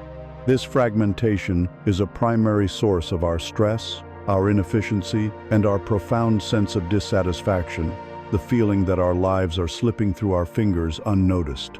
The practice of mindfulness in everything is the radical commitment to being where you are, while you are there. Let us begin with the simplest of chores, an act so mundane it is the perfect canvas for this practice: washing the dishes. The Zen master Thich Nhat Hanh famously said, "You should wash the dishes to wash the dishes, not to get them clean." This statement seems nonsensical at first, but it contains a universe of wisdom. The normal way to wash dishes is to see it as an obstacle. It's a chore standing between you and what you really want to be doing, like relaxing on the sofa. So you rush through it, your mind agitated, your movements hasty, thinking only of getting it over with. The experience is one of unpleasant necessity. The mindful way is completely different. You decide, for this short period of time, that washing these dishes is the most important thing in the world. You give it the full gift of your generous attention. You feel the warmth of the water on your skin. You notice the weight and texture of the plate in your hands. You watch the iridescent colors swirl in the soap bubbles. You listen to the sound of the sponge scrubbing the surface. You are not thinking about the past or the future. You are simply, fully washing the dishes. Your breath is your anchor. Your movements are calm and deliberate. In this state, washing dishes is no longer a chore. It becomes a peaceful ritual, a moment of contemplative calm. And here is the magic. The dishes still get sparklingly clean, perhaps even cleaner than when you rushed. But you have received a second, more valuable gift, a few moments of genuine peace, a few moments of being truly alive and present for your own life. This same principle can be applied to anything: folding laundry, sweeping the floor, making your bed. Every chore becomes an opportunity to come home to yourself. Consider another daily ritual: eating. For most of us, eating is a rushed and unconscious act. We eat while standing up, while driving, while working, while watching a screen. We barely taste our food. We consume it for fuel, not for nourishment or joy. To eat mindfully is to transform this. Before you eat, take a moment to look at your food. See its colors, its shapes, its textures. Take a moment to smell its aroma. When you take the first bite, do so slowly. Chew deliberately. Try to identify the different flavors, the sweet, the salty, the sour, the savory. Notice the texture in your mouth. And as you eat, consider for a moment all the conditions that had to come together to make this meal possible. The sun, the rain, and the earth that grew the food, the farmer who cultivated it, the driver who transported it, the person who prepared it. To eat in this way is to be filled not just with food, but with a profound sense of gratitude and interconnectedness. It transforms a biological function into a sacred act of communion with the world. This practice extends powerfully into our professional lives, particularly in how we approach our work. Our modern work culture glorifies the myth of multitasking. We pride ourselves on juggling 5 things at once, writing an email while on a conference call while monitoring a chat window. But neuroscience has shown us that the brain does not truly multitask. Instead, it engages in rapid, inefficient task switching. Each switch depletes our cognitive resources, increases our stress hormones, and dramatically reduces the quality of our attention. The result is shallow, error-prone work and a feeling of being perpetually frazzled. The mindful alternative is single tasking. It is the simple, radical commitment to doing one thing at a time. When you are writing a report, just write the report. Close the other tabs. Silence the notifications. Give that single task the full power of your focused mind. When you are in a meeting, just be in the meeting. Listen deeply. Contribute thoughtfully. Don't secretly check your email under the table. You will find that not only does the quality of your work improve immensely, but your level of stress plummets. You are no longer fragmented and scattered. You are whole, present, and effective. You bring a sense of calm mastery to your work, which is a form of professional wealth. Even the small, in-between moments of life can be redeemed. Think of all the time we spend waiting. Waiting in line at the bank, waiting in traffic, waiting for a website to load. Our conditioned reflex is to immediately pull out our phone to fill this empty time with distraction. But these moments are precious invitations to practice. Instead of scrolling, you can use that minute to come back to your anchor. Feel your feet planted firmly on the ground. Take 3 conscious breaths. Notice the sights and sounds around you without judgment. These microdoses of mindfulness, scattered throughout your day, are incredibly powerful. They transform moments of irritation and boredom into opportunities for peace and presence. No moment is wasted when it is inhabited by awareness. There is a classic Zen story that perfectly encapsulates this entire teaching. A student, eager for knowledge, asked a great master, "What is the secret of enlightenment? What did you do before you were enlightened, and what do you do now?" The master replied, "Before I was enlightened, my life was misery. When I was hungry, I did not just eat. I read books, I composed poems, I thought of 1,000 different things. When I was tired, I did not just sleep. I dreamed 100 restless dreams." The student asked, "And now? Now that you are enlightened?" The master smiled and said, "Now that I am enlightened, when I am hungry, I eat, and when I am tired, I sleep."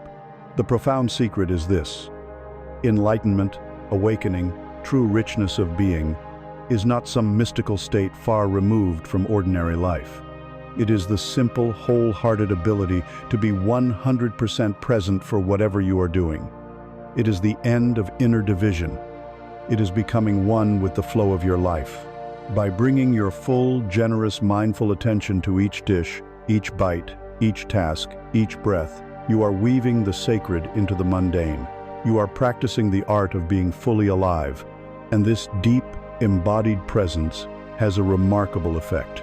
As you learn to quiet the constant surface chatter of the mind by anchoring it to the reality of the present moment, you create an inner stillness, and in this stillness, you begin to hear a deeper, more subtle signal. It is a quiet voice of knowing, a gut feeling, a sense that arises not from logic, but from a deeper intelligence. This is the voice of your intuition, and learning to listen to it is our next great discovery. As we diligently practice bringing our awareness into the present moment, into our breath, our daily chores, our meals, a fascinating transformation begins. The constant, frantic noise of the monkey mind, the surface static of our inner world, starts to diminish in volume. The signal-to-noise ratio of our consciousness begins to change. And in the growing quietude, we start to perceive something that was there all along, but was previously drowned out. It is a subtle signal, a quiet voice, a gentle nudge. It is a form of intelligence that does not speak in the loud, logical language of the conscious mind, but in the silent, holistic language of a felt sense. This is the voice of intuition, our innate inner compass, and learning to hear and trust it is the key to navigating the complexities of life with wisdom and grace. Our modern culture, with its deep reverence for data, logic, and rational analysis, is often deeply suspicious of intuition. We dismiss it as woo-woo, flaky, or unreliable. We are taught to trust the spreadsheet, not the gut feeling.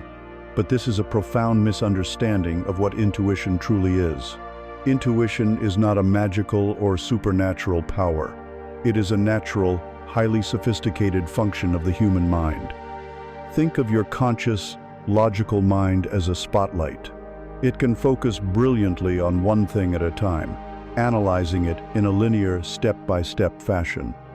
Your subconscious mind, however, is like a floodlight.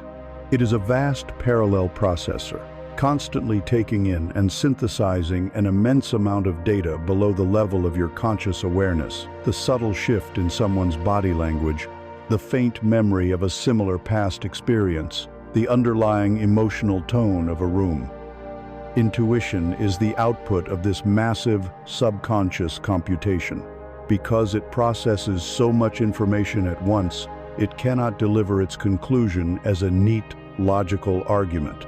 Instead, it delivers it as a holistic felt sense, a hunch, a sense of rightness or wrongness, a quiet knowing that seems to come from nowhere. The great challenge lies in learning to distinguish this authentic voice of intuition from the two imposters that so often mimic it, the loud voice of emotional impulse and the panicked voice of fear. The untrained mind hears all three as a confusing, contradictory roar. But with the clarity gained from mindfulness, we can learn to tell them apart by their distinct energetic signatures.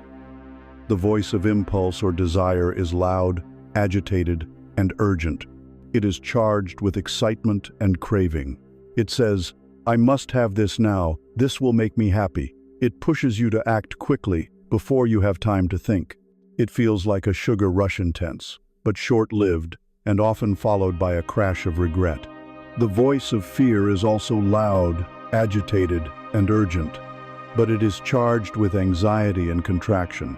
It spins catastrophic what-if scenarios.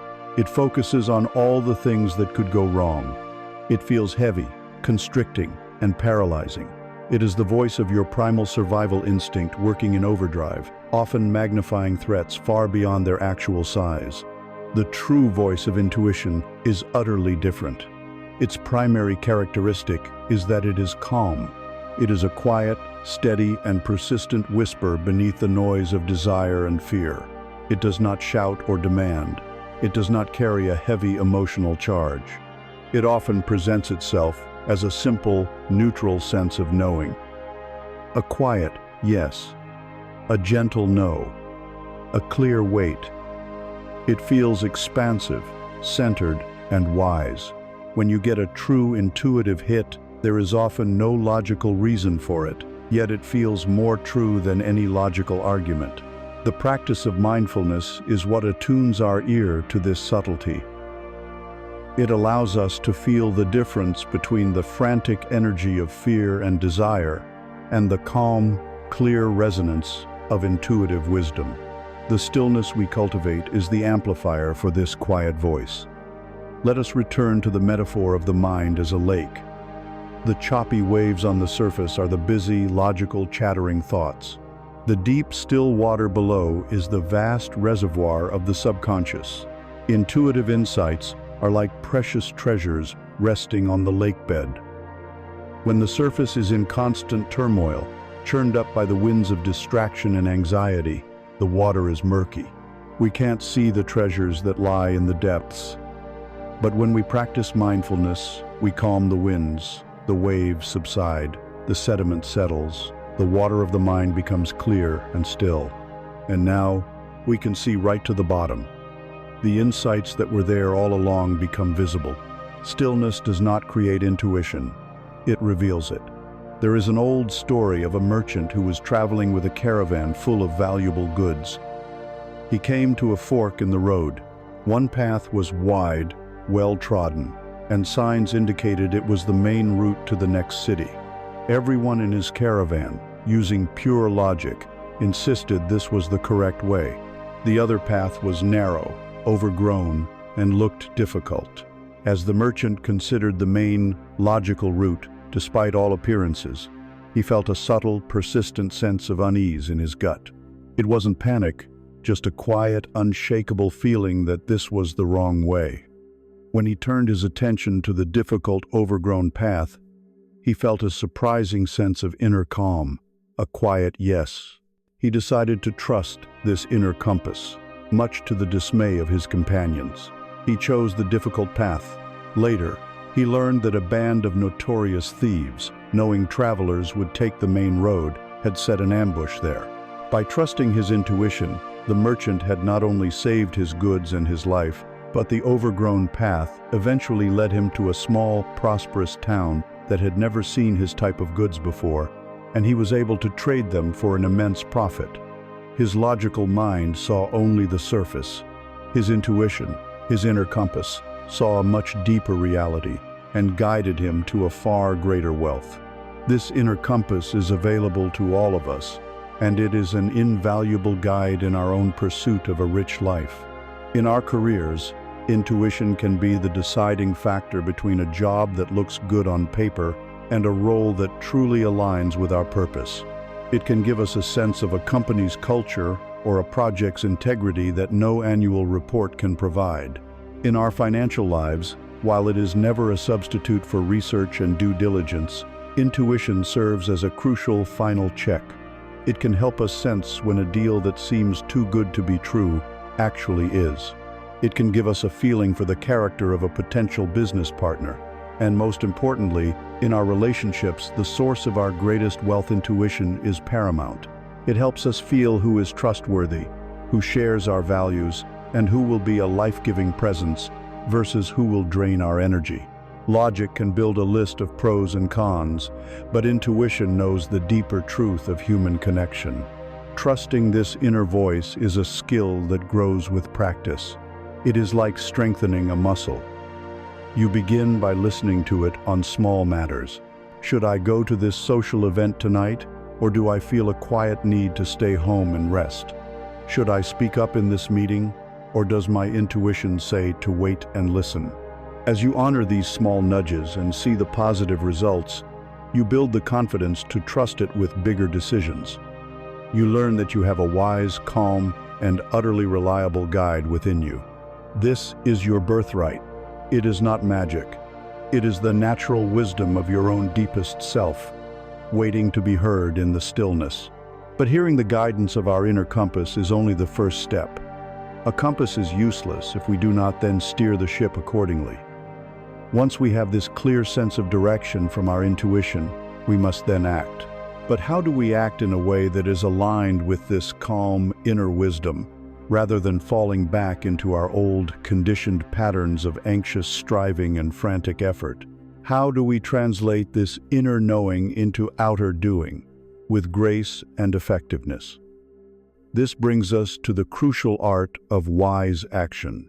Having learned to tune our inner radio to the quiet, calm frequency of intuition, we arrive at a new and vital challenge.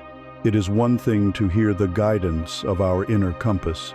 It is another thing entirely to act on it. There is often a great chasm between our knowing and our doing. Our old, deeply ingrained habits of mind, the habit of pushing, of forcing, of striving with anxious effort, can hijack our newfound intuitive clarity. We might know the right direction, but we try to get there using the wrong map, the map of the struggling ego. The result is that our actions, even when well-intentioned, often feel like swimming against the current, creating friction, exhaustion, and resistance. The next step in our journey, then, is to learn a new way of doing. It is the art of translating inner stillness into outer action with grace and effectiveness. It is the shift from stressful striving to effortless flow. To guide us, we can turn to a profound principle from Taoist philosophy, a principle that resonates deeply with the spirit of Zen, Wu Wei. Translated literally, Wu Wei means non-doing or non-action, but this translation is deeply misleading. It does not mean being lazy, passive, or resigned. Wu Wei is better understood as the art of effortless action, or action without struggle. It is the practice of acting in perfect harmony with the natural unfolding of things, without forcing a personal agenda. Imagine a skilled sailor. A novice sailor might try to sail directly against a strong wind, fighting it with all their might, making little progress and exhausting themselves. A master sailor, however, understands the nature of the wind. They do not fight it. They angle their sails to catch it, using the wind's own power to carry them forward, even if it means taking a less direct route. The master sailor practices Wu Wei. They achieve their goal with minimal effort by aligning with the forces that are already present. This stands in stark contrast to the modern ethos of hustle culture. The hustle mindset is action driven by the ego, by fear, and by a sense of scarcity. It is rooted in the belief that the world is an adversary to be conquered, that we must bend reality to our will through sheer force and relentless effort. The inner state of the hustler is one of tension, impatience, and anxiety. It is the feeling of constantly pushing a heavy boulder uphill. The motto is, "I have to make this happen." The way of Wu Wei, or what we might call flowing, is entirely different. It is action guided by intuition and a deep trust in the process of life. It is characterized by patience, adaptability, and a calm responsiveness to situations as they emerge. It is not about forcing an outcome, but about planting the right seeds, tending the soil, and allowing things to grow in their own time. The inner state is one of focused presence and peace. The motto is, "I will act with clarity and intention, and let this unfold as it will." A crucial element of this wisdom is timing. Wu Wei teaches that wise action is not just about how you do something, but when. There are times when the situation is ripe, when the wind is at your back, and wise action is to move swiftly and decisively. But there are other times when wise action is to do nothing at all. It is to wait in active stillness, observing the situation, allowing the conditions to mature. A wise farmer knows you cannot pull on the green shoots to make the crops grow faster. This will only kill the plant. You must water the soil, remove the weeds, and patiently wait for the sun and the season to do their work. Our modern impatience sees waiting as wasted time, but in the practice of Wu Wei, waiting is a skillful and powerful form of action. It is the courage to not act prematurely, to not pick the fruit before it is ripe. The Zen tradition tells a powerful story that illuminates the spirit of Wu Wei, the parable of the empty boat. Imagine you are rowing a boat across a lake on a foggy morning. Suddenly, with a loud thud, another boat collides with yours. You are startled and angry. You open your mouth to shout, "Hey, watch where you are going." But as you look, you realize the other boat is empty. It must have come loose from its moorings and drifted into your path. Now, what happens to your anger? It instantly vanishes. You are not angry at an empty boat. You may feel a flicker of annoyance, but you simply push the boat away and continue your journey. Now, imagine the exact same scenario. A boat collides with yours with the same force, but this time, when you look, you see a man standing in the other boat. What is your immediate reaction now? Your anger flares. You blame him. You shout. You create a story of his incompetence and carelessness. The event was identical in both. Case a boat bumped your boat.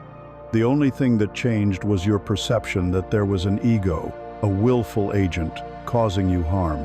The Taoist sage Chuang Tzu, who originated this parable, said that if a person can learn to empty their own boat, to act in the world without a heavy cargo of ego, pride, and self-importance, they can navigate the river of life without making enemies. Obstacles and challenges will still arise, other boats will still bump into you, but you see them for what they are: empty boats, impersonal events. You do not waste your precious energy creating the second arrow of anger, blame, and resistance. Wu Wei is the art of navigating your life as if in an empty boat, with skill and presence, but without the baggage of a reactive ego. This state of effortless action is not just an ancient philosophical concept. It has been studied extensively by modern psychology under the name flow. A flow state, as described by the psychologist Mihaly Csikszentmihalyi, is a state of optimal experience where you become fully immersed in an activity. When you are in flow, your sense of self-consciousness dissolves. You and the activity become one. Time seems to distort, either speeding up or slowing down.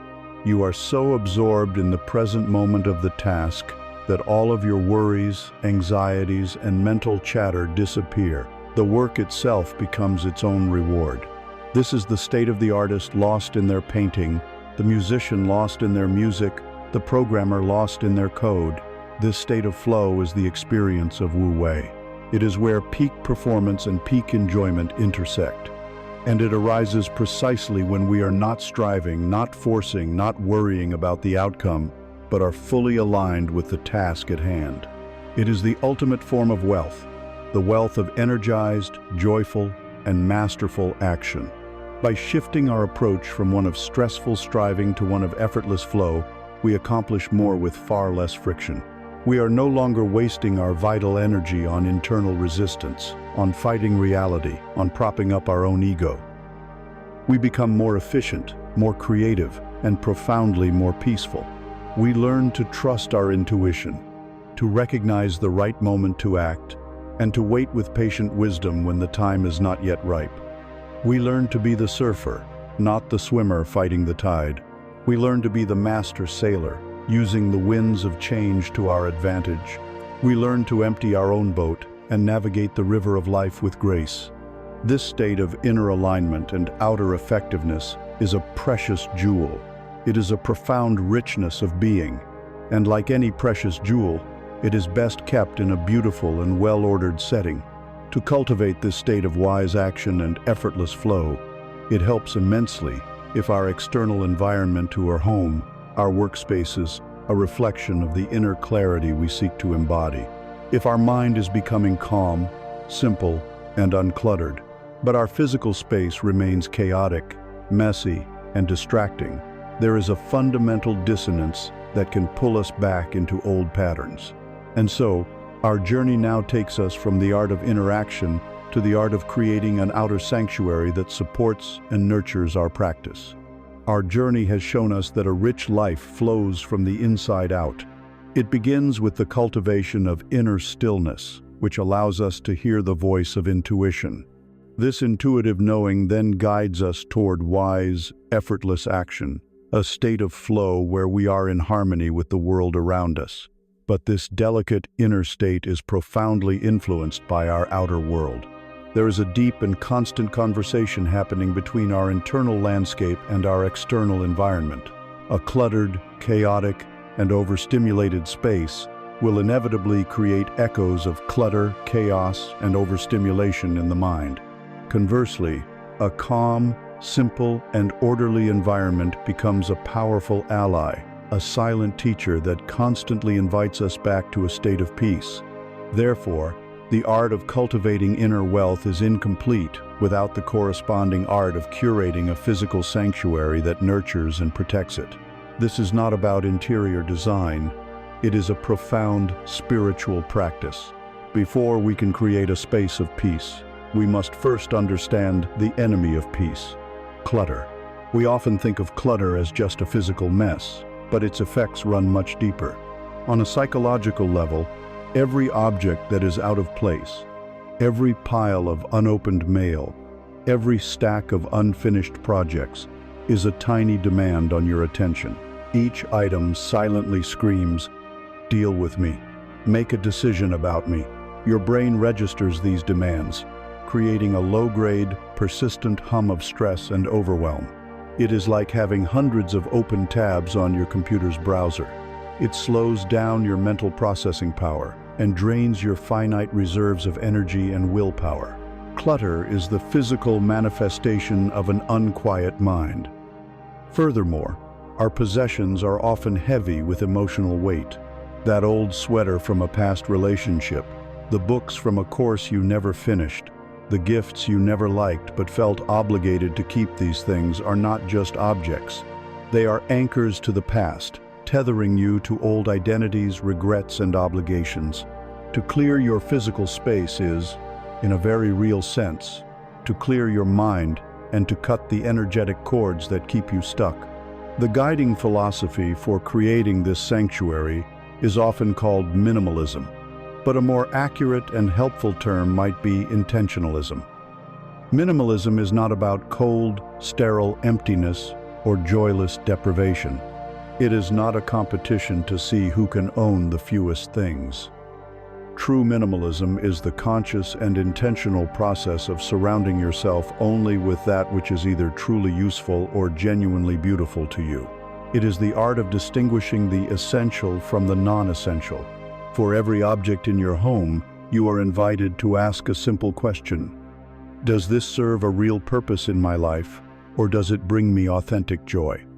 If the answer is a clear and resonant yes, it stays. If the answer is noif, it is kept out of guilt, obligation, or a vague fear of just in case. Then you can gift it the freedom to leave your life, creating space for something better. This process is a powerful practice in letting go. The result is not a home that is empty, but a home where everything present has earned its place. By removing the visual noise of the non-essential, the few things that remain can finally be seen, appreciated, and enjoyed. You are creating an outer silence that mirrors and supports the inner silence you are cultivating. There is a Zen story that perfectly captures the spirit of this practice. A young, eager novice was given the task of sweeping the temple's large stone courtyard. He took the job very seriously, determined to make the courtyard perfectly clean. He swept frantically for hours, chasing every last fallen leaf into a pile. But the moment he felt he was finished, a gust of wind would blow through the trees, scattering a fresh layer of leaves across the stones. He grew increasingly frustrated and exhausted by this impossible task. An old, wise monk who had been watching him finally came over, took the broom, and began to sweep. His movements were not frantic or forceful, but slow, deliberate, and graceful. He moved with the calm focus of a calligrapher creating a masterpiece. When he was done, there were still a few stray leaves skittering across the courtyard. The young monk, agitated, said, "Master, you've missed some. It's not perfectly clean." The old monk stopped, leaned on his broom, and said with a gentle smile, "The goal of sweeping is not to achieve a perfectly clean yard. As long as there are trees and wind, that is impossible. The goal of sweeping the yard is to sweep the mind. This," he said, gesturing with the broom, "is my meditation." In the same way, the goal of simplifying our environment is not to achieve a magazine-perfect home, but to engage in the meditative process of creating outer order as a practice for cultivating inner order. A simple, powerful way to begin is by creating one small, dedicated, sacred space in your home. It need not be an entire room. It can be a simple corner of your bedroom or living room. First, completely clear the area. Then, define it with intention. Perhaps you place a small rug on the floor, or a single comfortable cushion to sit on, or a specific chair. This act tells your brain that this space is different from the rest of the house. Then, add only one or two objects that inspire a feeling of peace for you.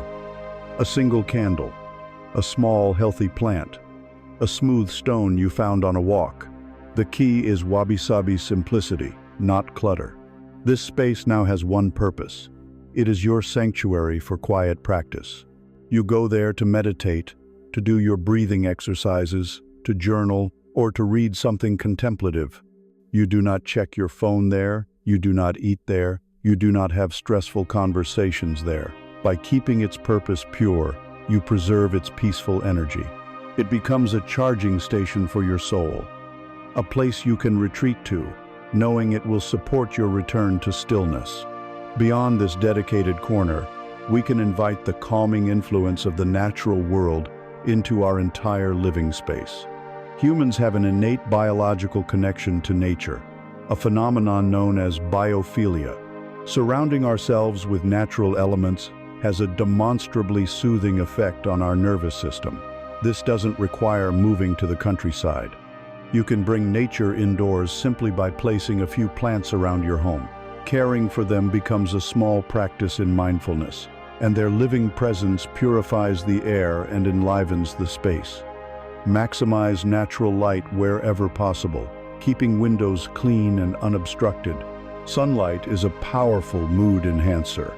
Choose natural materials when you can. Objects made of wood, stone, bamboo, cotton, or wool have a warmth and texture that plastic and synthetic materials lack. They connect us to the earth. Even the sounds you allow into your home can be curated.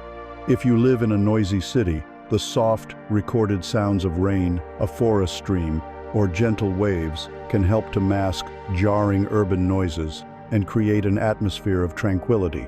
Your home is not merely a passive container for your life. It is an active participant in your journey. It is your nest, your refuge, your sanctuary. By consciously and intentionally shaping it to be a place of simplicity, order, and natural beauty, you are giving yourself a tremendous gift. You are creating an environment that does not drain your energy, but restores it. You are building an outer world that makes it easier to do the deep inner work of finding peace, clarity, and true wealth. This principle of conscious curation, of creating a supportive environment, does not end with our physical possessions or the arrangement of our furniture.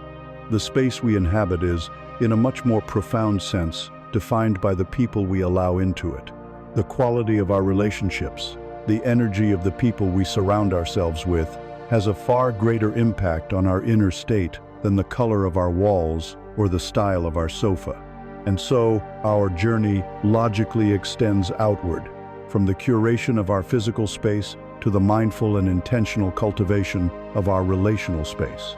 Having cultivated a sanctuary in our outer world, a space of simplicity and peace that mirrors and supports our inner stillness, we now turn our attention to the most vital environment of all, the ecosystem of our relationships. No amount of minimalist elegance or serene quietude in our home can compensate for a life filled with superficial, draining, or toxic connections. The human heart is designed for deep, authentic bonding. It is our greatest source of joy and our strongest buffer against sorrow.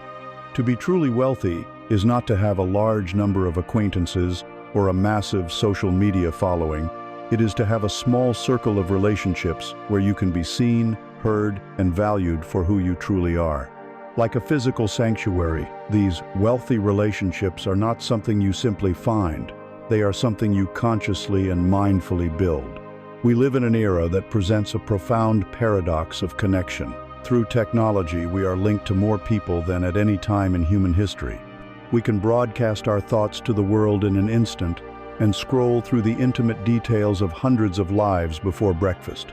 Yet, study after study shows that we are experiencing epidemic levels of loneliness. This is because we have increasingly substituted genuine, thick connection for a superficial, thin connectivity. The connection of a social media feed is often a mile wide and an inch deep. It is a performance, a curated highlight reel where we compare our behind-the-scenes reality with everyone else's polished public image. It is a world of quick reactions, likes, shares, emojis that require little presence and foster little real understanding. It gives us the illusion of being connected without the substance of true intimacy. Authentic connection is built on a different foundation altogether. It is forged in the fires of shared presence, vulnerability, and mutual respect. It is the feeling of safety that allows you to show your imperfect self without fear of judgment. And the single most powerful tool for building this kind of connection is one we have already begun to sharpen: the practice of deep listening. Deep listening is the active, compassionate application of mindfulness in a conversation. It means setting aside your own inner chatter, your desire to tell your own story, to offer advice, to correct, or to judge, and creating a spacious, welcoming presence for the other person. Your goal is not to listen in order to formulate a reply. Your goal is to listen in order to understand. When you offer someone the gift of your deep listening, you are communicating a powerful, unspoken message: you matter. What you are saying matters. For this moment, I am fully here with you. This quality of attention allows the other person not only to feel heard by you, but to hear themselves more clearly. It is an act of profound respect and love, and it is the bedrock upon which all trust is built. Imagine the transformative effect on your relationships if, even for just 10 minutes a day, you put down all distractions and offered your undivided, silent, compassionate presence to a partner, a child, or a friend. This practice alone can mend broken bonds and deepen healthy ones beyond measure. The other side of this coin is the art of loving speech, known in the Buddhist tradition as Anger. If deep listening is about how we receive communication, loving speech is about how we send it. It is the practice of speaking in a way that is both truthful and kind. Before you speak, especially in a difficult or emotionally charged situation, this practice invites you to silently ask yourself 4 questions. First, is what I am about to say true? This encourages us to avoid exaggeration, gossip, and falsehoods. Second, is it kind? Truth delivered without kindness can be a cruel weapon. There is almost always a way to express your truth that does not intentionally wound another person. Third, is it beneficial? Will saying this actually help the situation, or am I just trying to vent my anger or prove that I am right? Sometimes, silence is the most beneficial response. And fourth, is this the right time and place? A statement that is true, kind, and beneficial can still cause harm if it is delivered in the wrong context or at the wrong moment. This practice does not mean you become a doormat or that you avoid difficult conversations. On the contrary, it gives you the skill to engage in them with immense integrity and effectiveness. You learn to speak your truth cleanly, without the second arrows of blame, accusation, or contempt. You learn to address the issue at hand rather than attacking the person. This is the foundation of clean, clear, and compassionate communication. Of course, even with the best intentions, people in relationships will hurt each other. This is an unavoidable part of human intimacy. The key to a wealthy, resilient relationship is not the absence of hurt, but the skill with which we handle it. There is a beautiful parable that teaches this skill. 2 friends were journeying together through the desert. At one point, they had an argument, and in a moment of anger, one friend slapped the other across the face. The one who was slapped was hurt, but without a word, he knelt and wrote in the sand, "Today my best friend slapped me." They continued on their journey, and a few days later, the friend who had been slapped fell into quicksand and started to drown. His friend, without a second thought, risked his own life to pull him to safety. After he had recovered, the rescued friend found a large stone and carved into it, "Today, my best friend saved my life." The first friend, confused, asked, "After I hurt you, you wrote it in the sand. But now, you have carved this in stone. Why?" The other friend replied, "When someone hurts us, we should write it in the sand so the winds of forgiveness can easily erase it. But when someone does something kind for us, we must engrave it in stone so that no wind can ever efface it." This is a conscious practice for curating the emotional landscape of our relationships. It is the wisdom of practicing non-attachment to slights and grievances while practicing deep, lasting gratitude for acts of love and kindness. By choosing where to focus our memory, we can fundamentally shift the balance of our relationships toward positivity, resilience, and appreciation. Finally, building wealthy relationships requires us to apply the principle of intentionalism, which we used for our physical space. Our time and energy are our most precious, non-renewable resources. We must choose wisely where we invest them. Imagine your relational life is a garden. You only have a finite amount of water. If you try to sprinkle that water over 1,000 different plants, all of them will be weak, shallow-rooted, and withered. To cultivate a vibrant, flourishing garden, you must choose to water a smaller number of plants deeply and consistently. This does not mean callously cutting people out of your life. It simply means making a conscious assessment. Which relationships are truly nourishing? Which ones are based on mutual respect, encouragement, and authentic connection? These are the plants to water generously. And which relationships are consistently draining, critical, or based on obligation and drama? Perhaps these are the ones that receive less of your precious energy. This is not selfish. It is wise self-care. By concentrating your energy on high-quality connections, you create a life that is rich in support, love, and genuine community. A life built upon a foundation of these wealthy relationships is a life of immense strength.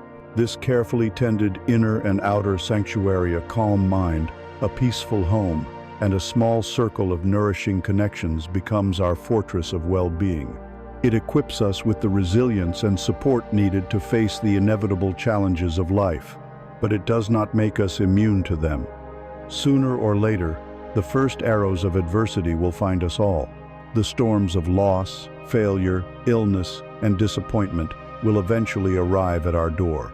The great question then becomes, how do we use the wealth we have cultivated to meet these storms, not as helpless victims, but as wise and steadfast practitioners? How do we find the opportunity hidden within the obstacle? We have now arrived at a place of considerable inner and outer wealth. We have built a foundation of stillness, a peaceful sanctuary in our homes, and a nourishing garden of authentic relationships.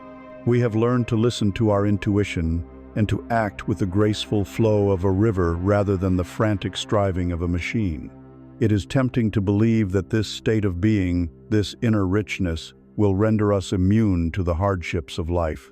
It is tempting to think we have constructed a fortress so strong that no storm can breach its walls. But this is a misunderstanding of the path. The purpose of our practice is not to avoid the storms of life, but to become such skilled and resilient sailors that we can navigate any sea, no matter how turbulent. Sooner or later, the winds of adversity will blow. The first arrows of loss, failure, illness, and disappointment are not a sign that you have done something wrong. They are an intrinsic and unavoidable part of the human curriculum. The great question is not how to prevent these challenges, but how we choose to meet them when they arrive. The foundational teaching of the Buddha begins with the truth of dukkha, a Sanskrit word often translated as suffering, but which is more accurately understood as the unavoidable friction, stress, and dissatisfaction inherent in a life of constant change. Our natural, conditioned response to this friction is to see it as an error, an interruption to our real life. We see an obstacle, a difficult diagnosis, a business failure, a painful conflict as a roadblock that is in the way of our journey. The great spiritual traditions, however, offer a radical and empowering reframe of this perspective. They teach us that the obstacle is not in the way. The obstacle is the way. The specific challenge that stands before you right now is not a random misfortune.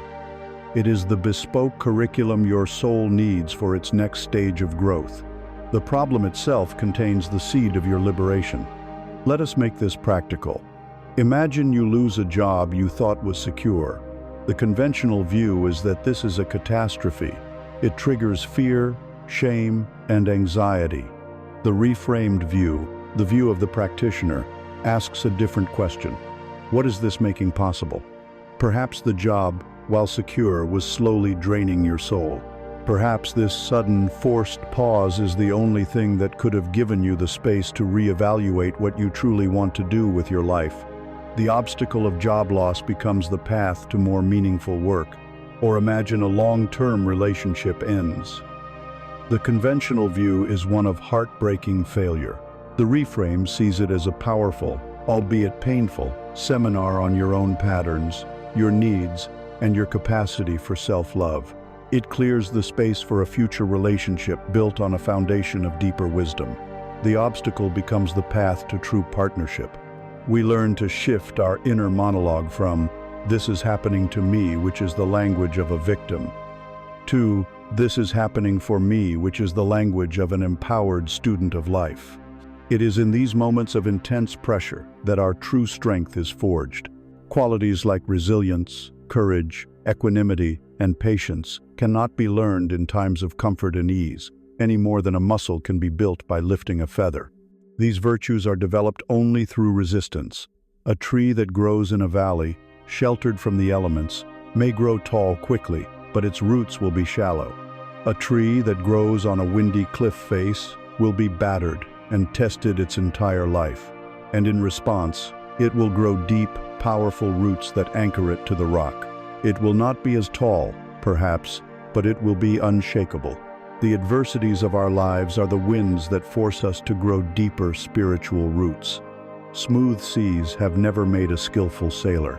We learn to navigate our lives by successfully weathering the storms. A simple yet profound tool for transforming our relationship with adversity is to adopt a new mantra in the face of crisis. The moment you receive bad news or encounter a major setback, instead of allowing the mind to spiral into its habitual panic of, "Oh no, this is terrible," you can consciously introduce a new question. What is this here to teach me? This single question is a powerful act of cognitive alchemy. It immediately shifts you from a state of passive, terrified victimhood into a state of active, curious engagement. It presumes that the situation, no matter how difficult, contains a hidden gift, a lesson wrapped in sandpaper. This assumption alone begins to change your entire experience. You are no longer looking at a dead end, you are looking for a hidden door. This brings us to the crucial first response in any crisis. The untrained mind reacts with immediate panic. It fires the second, third, and fourth arrows of catastrophic thinking, making the situation immeasurably worse. The trained mind, the mind of a practitioner, knows that the most powerful first response is to return to the anchor. It is to do nothing externally for a moment. It is to take a conscious breath and another. It is to feel your feet on the floor.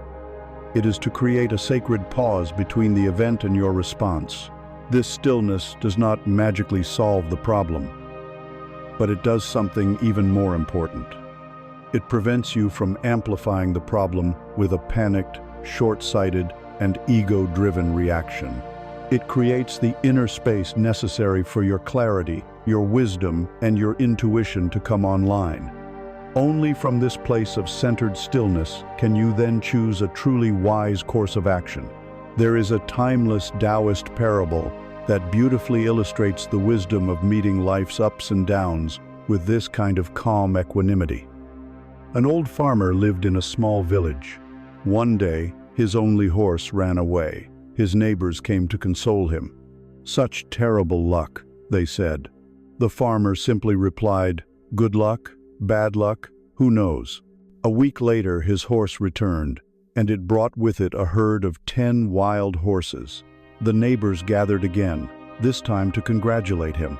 "Such wonderful luck," they exclaimed. The farmer again replied, "Good luck, bad luck, who knows?" The next day, the farmer's son was trying to tame one of the wild horses when he was thrown off and his leg was badly broken. The neighbors came once more. "Oh, what dreadful luck," they said, shaking their heads. The farmer calmly responded, "Good luck, bad luck, who knows?" A few weeks later, the emperor's army marched into the village and forcibly conscripted every able-bodied young man to fight in a bloody war from which few would return. The farmer's son, because of his broken leg, was the only young man in the village to be spared. The wisdom of this story is profound. We operate from such a limited, short-term perspective.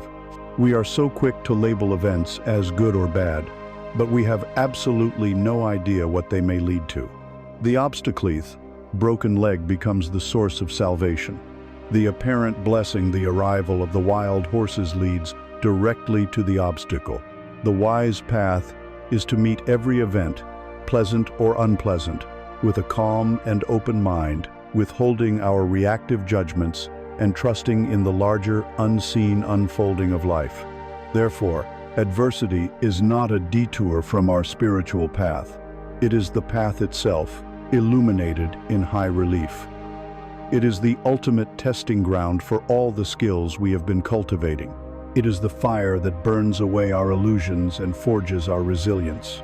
Meeting these little deaths, the death of a business, the death of a relationship, the death of a dream, with courage and awareness, is the most important training we can undertake, for it prepares us to face the one great, unavoidable obstacle that gives life all of its poignancy, its preciousness, and its meaning. It prepares us to wisely contemplate the truth of our own mortality. We have learned to meet the inevitable obstacles of life, the failures, the losses, the disappointments, not as tragic interruptions, but as our most potent teachers.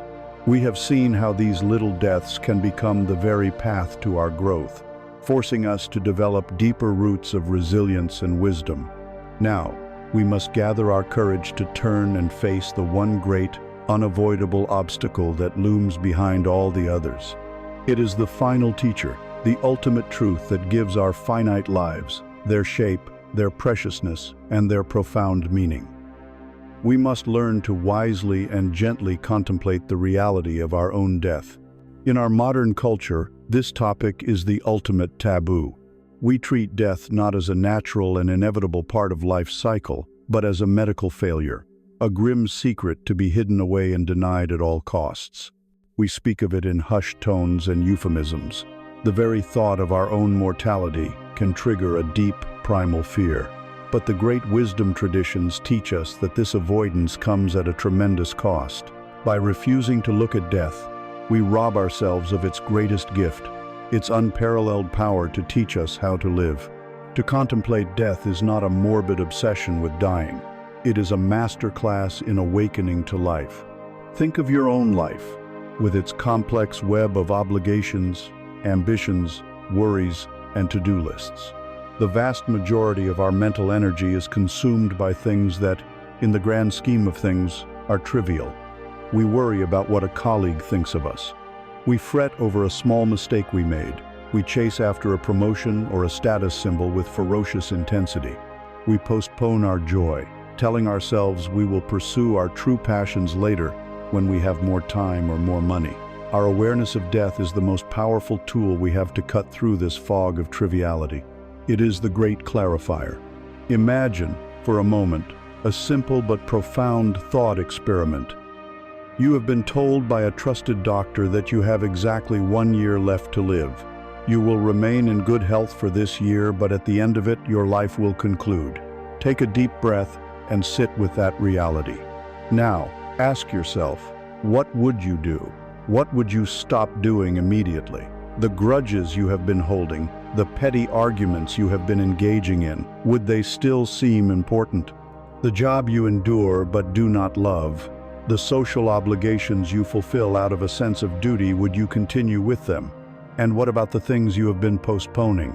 The conversation you have needed to have with a loved one, the journey you have always dreamed of, the creative project that sits dormant in your heart, would you still wait? This simple exercise reveals your deepest values with astonishing clarity. The fear of what others think, the desire for more status, the accumulation of more possessions, all of these things are exposed as secondary, superficial concerns. What rises to the surface is what truly nourishes your soul. Authentic connection, love, creativity, forgiveness, and the simple experience of being alive. Contemplating death is not about planning your demise, It is about designing your life based on this revealed, essential truth. It is the ultimate antidote to procrastination, the fierce and loving motivation to stop living a deferred life and to start living the life that is truly yours, right now.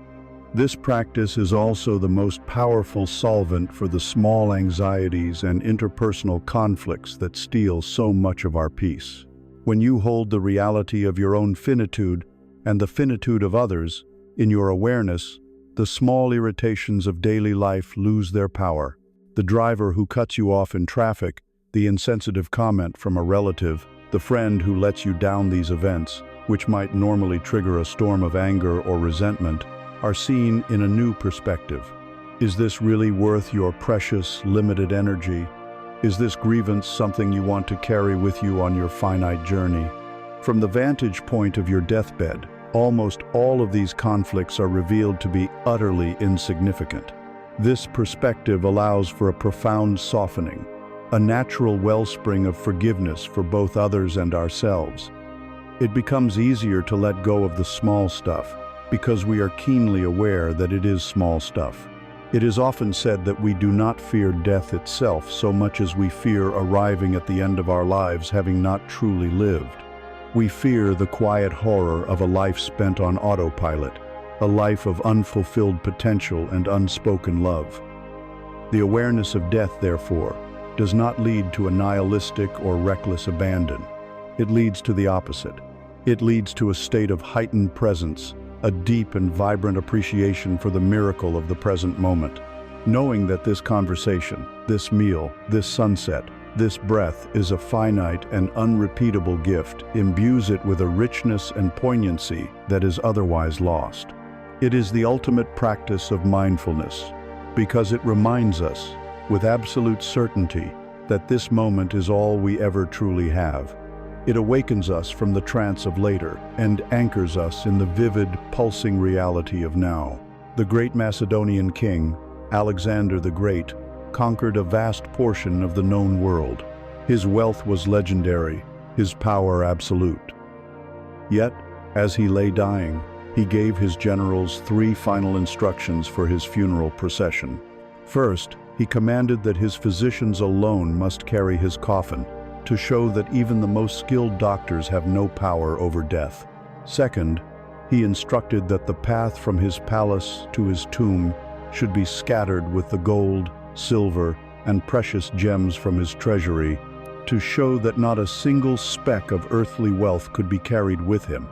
And his third and final command was that his hands were to be left dangling outside the coffin for all the world to see. When his astonished generals asked why, Alexander explained, "I want the world to know that I came into this world with empty hands, and I leave this world with empty hands." Alexander, the most powerful man on earth, understood in the end that a life dedicated solely to the accumulation of outer wealth and power is ultimately a life of grasping at smoke. He had everything, and he left with nothing. This profound and humbling truth, when we allow ourselves to truly feel it, does not lead to despair. It leads to liberation. It liberates us from the tyranny of needing to be more, to have more, to achieve more in the eyes of the world. It frees us to pursue a different kind of wealth, the inner wealth of peace, love, and wisdom. Contemplating death, then, is the ultimate act of reclaiming your life from the trivial and the inessential. It is the clarifying fire that burns away all that is not authentic, leaving only what truly matters. It is the dark, rich soil from which a vibrant, meaningful life can grow. And it forces us, with uncompromising clarity, to ask the most important question of all. If we cannot take our wealth, our status, or our power with us, then what does a truly successful life look like?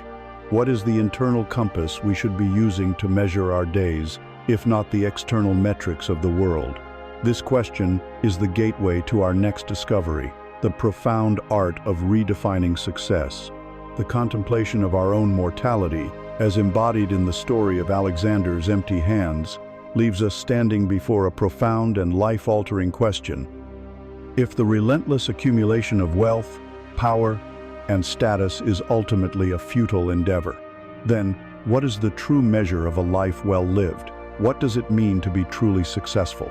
For most of us, we have never consciously answered this question. Instead, we have inherited a pre-packaged definition of success from our culture.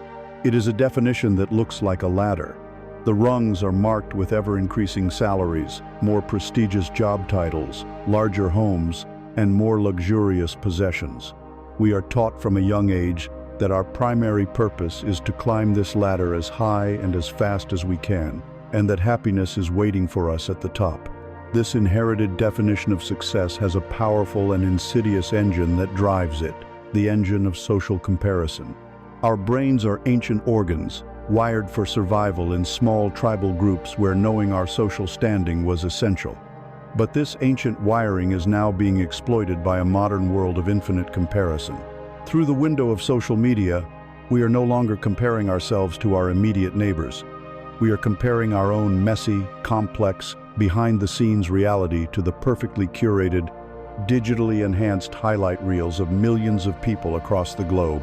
We see their vacation photos, their promotions, their perfect-looking families, and our ancient brain interprets this data as evidence of our own inadequacy. This creates a psychological game that is impossible to win. No matter how high you climb on the conventional ladder of success, there will always be someone above you. The goalposts are perpetually moving. This is the very essence of the scarcity mindset, a constant, gnawing feeling of being behind, of not being enough. It is a recipe for perpetual dissatisfaction, a form of inner poverty that can afflict even the most outwardly successful people. The path to true, sustainable wealth and contentment requires a radical and courageous act. You must stop playing this unwinnable game. You must fire the world as your judge and jury, and gently, firmly, take back the power to define success on your own terms.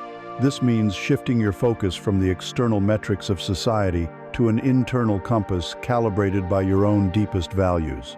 Success ceases to be a universal destination you must arrive at, and instead becomes a personal direction you choose to walk every single day. To do this, we must first discover the cardinal points of our own inner compass. We must identify our core values. So, I invite you now, perhaps with a journal after you have finished listening, to engage in a quiet inquiry. Ask yourself a few simple questions. When in your life have you felt most alive, most authentic, most like your true self? What were you doing? Who were you with? What qualities do you admire most in the people you respect? If you knew you could not fail, what would you do? If you had all the money you could ever need, how would you spend your time? As you reflect on these questions, words may begin to surface. Words like freedom, creativity, connection, peace, adventure, learning, security, integrity, contribution. Make a list of these words. Circle the ones that create a feeling of deep resonance, a quiet yes in your heart. Then, try to narrow that list down to the 3 to 5 values that feel absolutely non-negotiable. These are not just nice ideas, they are the fundamental needs of your soul. These 3 to 5 words are the true north, south, east, and west of your inner compass. They are your definition of a rich life. Once you have this compass, the very definition of a successful day is transformed. In the old model, success was always a future event, a distant prize to be won. A day was successful only if it moved you one rung higher on the ladder of accumulation. But with a value-based compass, success becomes a present moment, daily practice. A successful day is any day in which you live in alignment with your core values, even in the smallest of ways. If one of your core values is learning, then a successful day is one where you spent 20 minutes reading a challenging book, regardless of what happened at work. If your core value is connection, a successful day is one where you had one truly present, meaningful conversation with someone you love. If your value is peace, a successful day is one where you carved out 10 minutes for silent meditation. Suddenly, Success is no longer a far-off destination owned by a select few.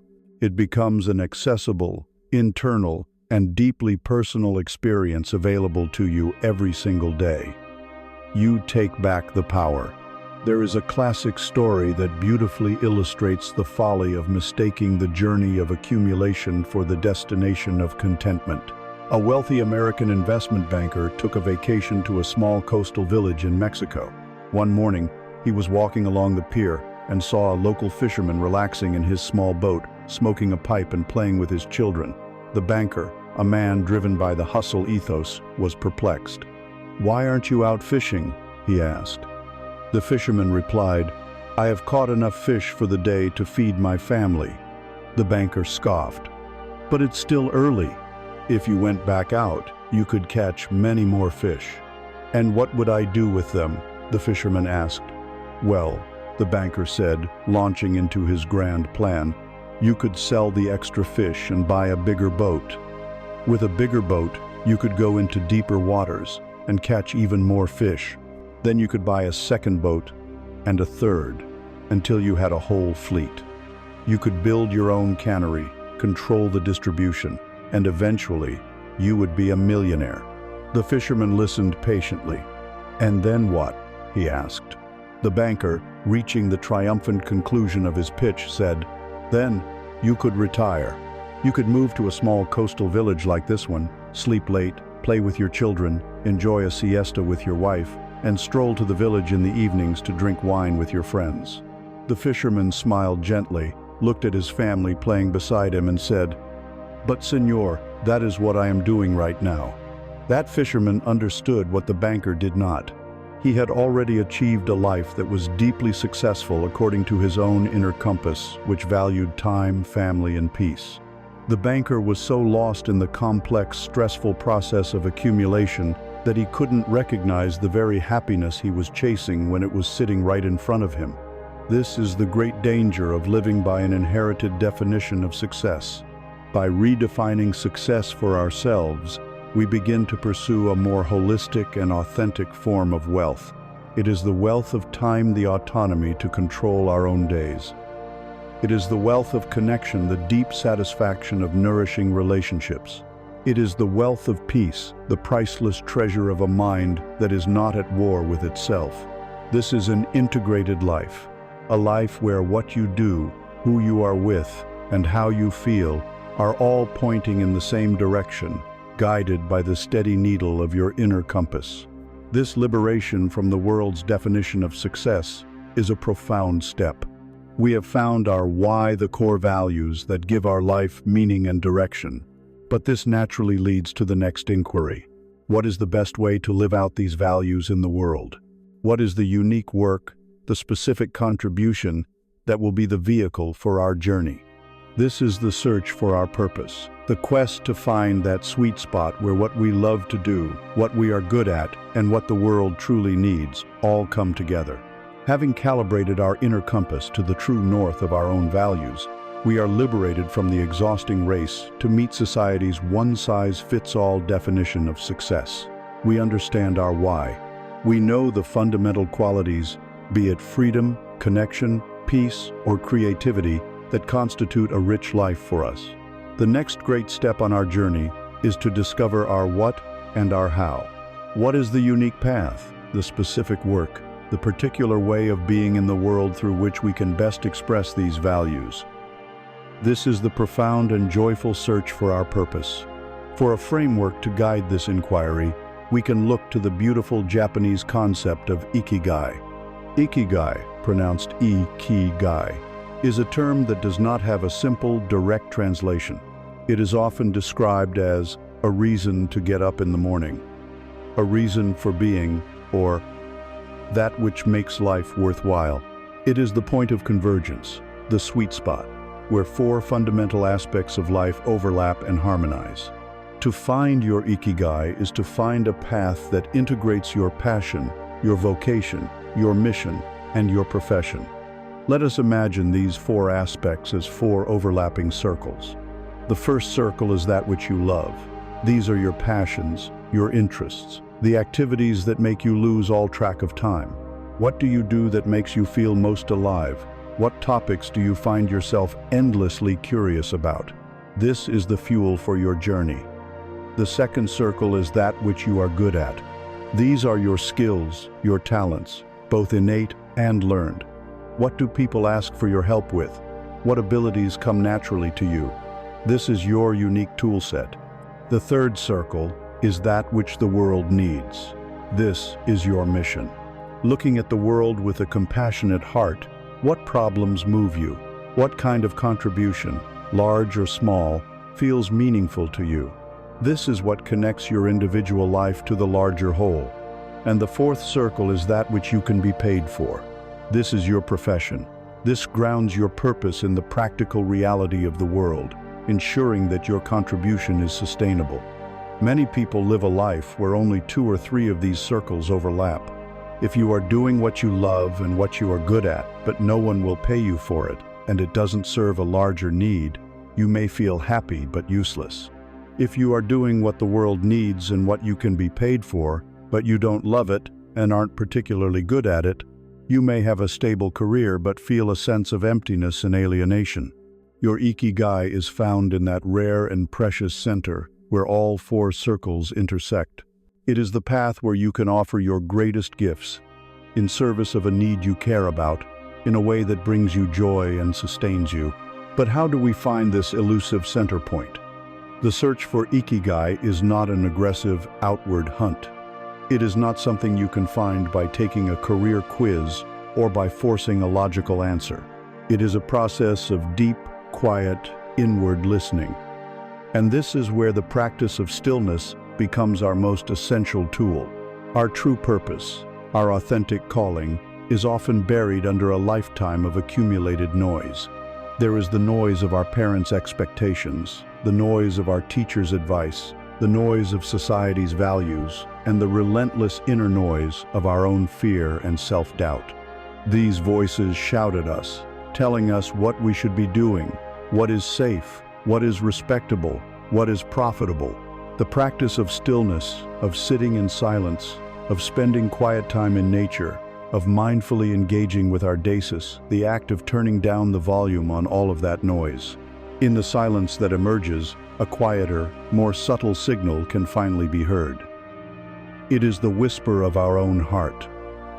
It is the gentle pull toward a certain kind of work. It is the quiet joy that arises when we are engaged in a particular activity. Your ikigai is not something you invent with your intellect. It is something you discover by listening to the clues that your own life, your own joy, and your own quiet knowing are already providing. Stillness creates the clearing in the forest of noise where the path can finally be seen. It is crucial to release the immense pressure our culture places on the idea of purpose. We are often led to believe that our purpose must be some grandiose, world-changing mission starting a global movement, curing a disease, writing a great novel. For some, it may be. But for most of us, ikigai is found in a much more humble, intimate, and accessible scale. The ikigai of a master woodworker may simply be the creation of a beautiful, functional chair. The ikigai of a baker may be the simple act of providing warm, nourishing bread to their community. The ikigai of a devoted parent may be the raising of kind, conscious, and resilient human beings. The scale of the purpose is irrelevant. What matters is the sense of alignment, the quality of presence, and the quiet joy that it brings. There is a powerful story that perfectly illustrates how purpose is not about the task itself, but about the meaning we bring to it. A traveler came upon a construction site where 3 stonemasons were all engaged in the same task of cutting large blocks of stone. The traveler approached the first stonemason, a man whose face was etched with resentment and fatigue. "What are you doing?" the traveler asked. The man grunted without looking up. "I'm cutting stone.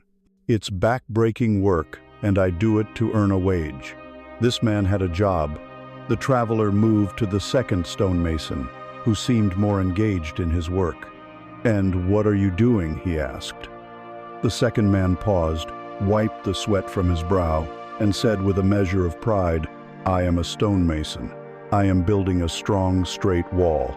I am known for being the best wall builder in this part of the country." This man had a career. Finally, the traveler approached the third stonemason. This man's eyes were bright, and despite the physical labor, he seemed to be filled with a vibrant energy. "And you, sir, what are you doing?" The third man stopped his work, looked up at the sky, and his face broke into a wide smile.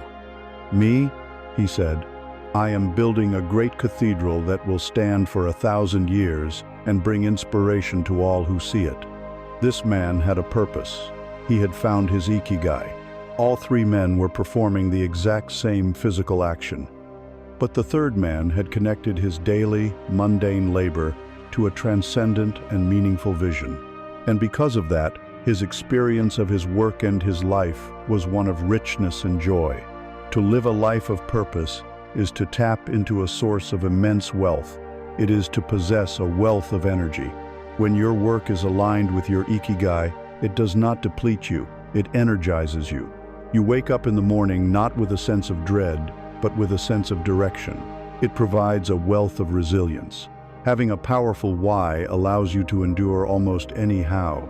When the inevitable setbacks and challenges arise, they are not seen as reasons to quit, but as necessary hurdles on a path that you are committed to. And it provides a wealth of magnetism. A person who is lit from within by a clear sense of purpose radiates an authenticity and a passion that naturally draws people and opportunities toward them. Discovering our ikigai is a profound gift. It is the compass and the map for a life of meaning. But discovering the map is not the same as completing the journey. To walk this path, especially when it deviates from the well-trodden roads of convention, requires more than just a single moment of insight. It requires a steadfast commitment. It requires a daily practice to keep our inner compass clean and our resolve strong, especially when the winds of doubt and distraction blow. This brings us to the quiet engine that drives a life of purpose, the power of daily discipline. We have now arrived at a grand and inspiring vision. We have uncovered our inner compass of values and used it to identify a meaningful purpose, our ikigai. We can see the path ahead, a way of living that promises not just fleeting happiness, but a deep and abiding sense of richness and fulfillment. However, insight alone is not enough. A map, no matter how accurate, is useless if we do not undertake the journey. And the journey of a purposeful life is not a short sprint. It is a long pilgrimage, walked one step at a time, day after day. To stay on this path, especially when it challenges us or diverges from the conventional roads of society, we need more than just inspiration. We need a quiet, steadfast engine to propel us. We need the gentle power of daily discipline.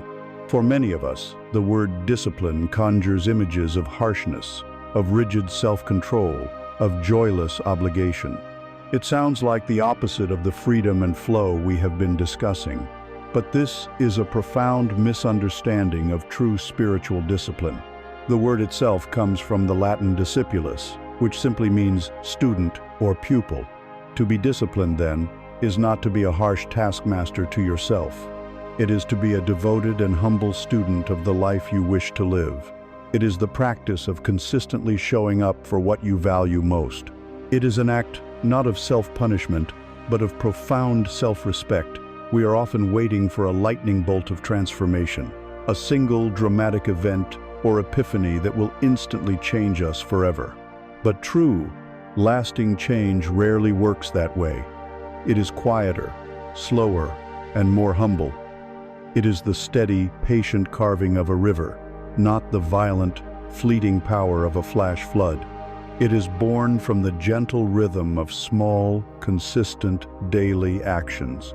The first principle of building a sustainable practice is to start small, almost absurdly small. Our ambition is often our own worst enemy. We get inspired and declare, "From now on, I will meditate for 1 hour every day." We might keep it up for a few days, but soon life gets busy, we miss a session, feel like a failure, and abandon the practice altogether. This all-or-nothing mindset is a trap. It is infinitely more powerful to build a habit that is sustainable. Choose a length of time so small that it feels effortless, so small that your mind cannot make an excuse to avoid it. 5 minutes. Can you give your peace of mind 5 minutes a day? Of course you can. The goal in the beginning is not to achieve long sessions of deep meditation. The goal is to build the identity of a person who shows up for themselves every day. The consistency of the practice is far more important than its duration. 5 minutes every day creates a deeper neural pathway than 1 hour once a month. To make this small habit stick, it helps to create a ritual around it. We can apply the wisdom of our last lesson and create a sacred time and a sacred space. Choose a specific time that you can realistically commit to each day. For many, the best time is first thing in the morning, before the chaos of the day begins and the mind is still relatively quiet. Link this new habit to an existing Unie practice known as habit stacking. For example, after I brush my teeth, I will sit in my meditation chair for 5 minutes. By anchoring the new practice to an established routine, you remove the need to make a decision each day. It simply becomes the next thing you do. Revisit the sacred corner you created. By having a specific chair or cushion that is used only for this practice, you create a powerful psychological trigger. The moment you sit there, your body and mind know it is time to be still. This ritualization reduces friction and makes it easier to follow through, even on days when you lack motivation. This brings us to the most compassionate principle of discipline. Consistency is more important than perfection. You are a human being living a complex life. There will be days when you are sick, when you oversleep, when your schedule is completely disrupted. You will miss a day. The crucial question is not if you will miss, but what you will do the day after you miss. The perfectionist mind says, "I broke the streak, I've failed, this is pointless." And it uses this single missed day as a justification to quit entirely. The wise practitioner, the compassionate student of their own life, says, "I missed my practice yesterday. That is okay. I am human. Today is a new day, and I will begin again." The simple rule is this: never miss twice in a row. This approach builds resilience and self-compassion directly into your discipline. The practice itself becomes a lesson in letting go of perfectionism. It is not about maintaining a perfect record. It is about the gentle, persistent, unwavering act of returning. Returning to the breath within a session and returning to the cushion day after day. There is a timeless image that captures this power of gentle persistence. Picture a single drop of water falling on a large, hard stone. The drop is soft, the stone is unyielding. A single drop has no effect. But if, day after day, year after year, another drop falls in the very same spot, a miracle occurs. The water, through its gentle, unwavering consistency, wears a hole right through the stone. Our small, daily practice is that drop of water. Our deeply ingrained, conditioned habits of anxiety, distraction, and negativity are that hard stone. We cannot break the stone with a single, forceful blow, but we can, with absolute certainty, wear it away with the gentle, loving persistence of our daily return to stillness. This is why, ultimately, true discipline is one of the highest forms of self-love. We do not show up to our practice each day because we are bad and need to be fixed, or because it is a duty we should perform. We show up for the same reason we would choose to nourish our bodies with healthy food or allow ourselves to get a good night's sleep. It is a fundamental act of care. Each time you sit for your 5 minutes of silence, you are making a powerful declaration. You are saying to yourself and to the world, "My inner peace matters. My clarity is worth my time. My connection to my true self is non-negotiable."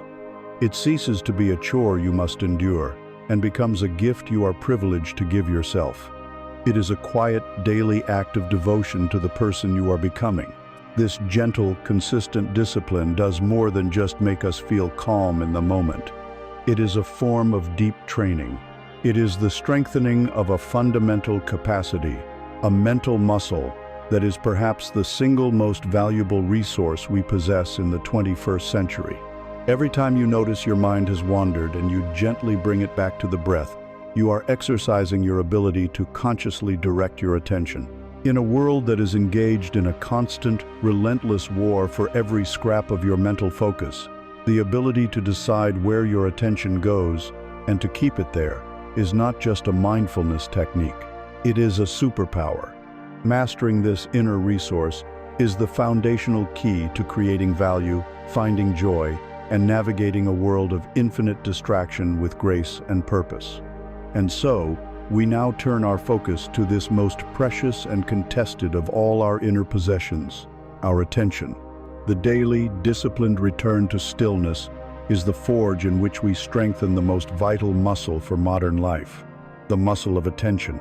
Every time we guide our wandering mind back to the breath, we are performing a single, crucial act. We are choosing where our focus goes.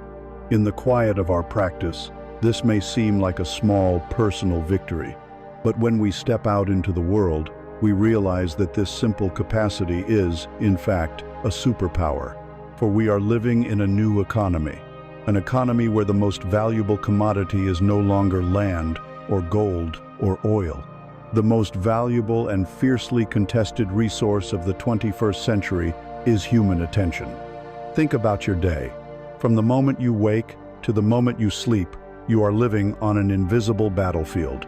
Thousands of the brightest minds in the world, backed by billions of dollars and powered by supercomputers, are engaged in a relentless war for a single prize, a slice of your mental real estate. Every app on your phone, every headline on the news, every advertisement you see is a meticulously engineered weapon designed to capture and hold your focus. They have learned to hijack your ancient survival instincts, your desire for social connection, your fear of missing out, all to command your most precious asset. In this attention economy, if you are not consciously and deliberately paying for the product, you are not the customer. You are the product being sold.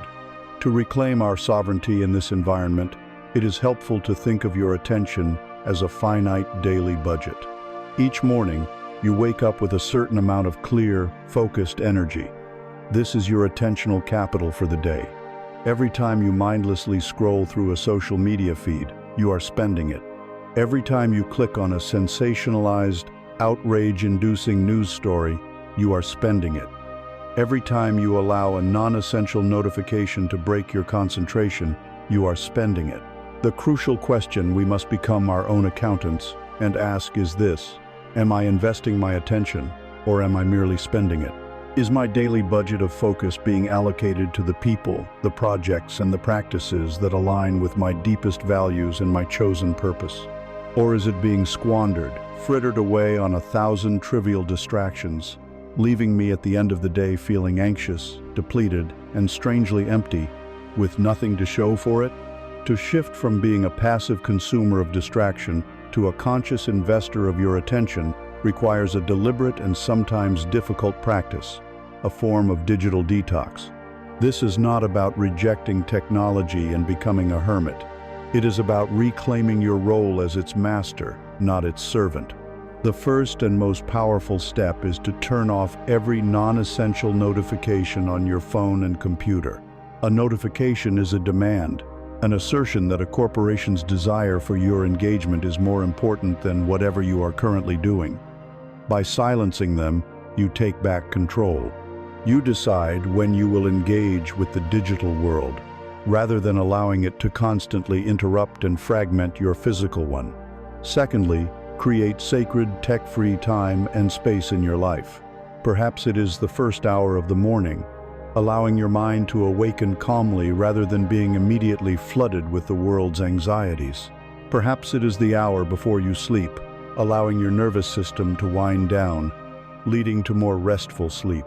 You might even experiment with a full digital Sabbath, one day a week where you put away the screens and reconnect with yourself, your loved ones, and the natural world. Finally, practice intentional consumption. Before you pick up your device, have a clear purpose in mind.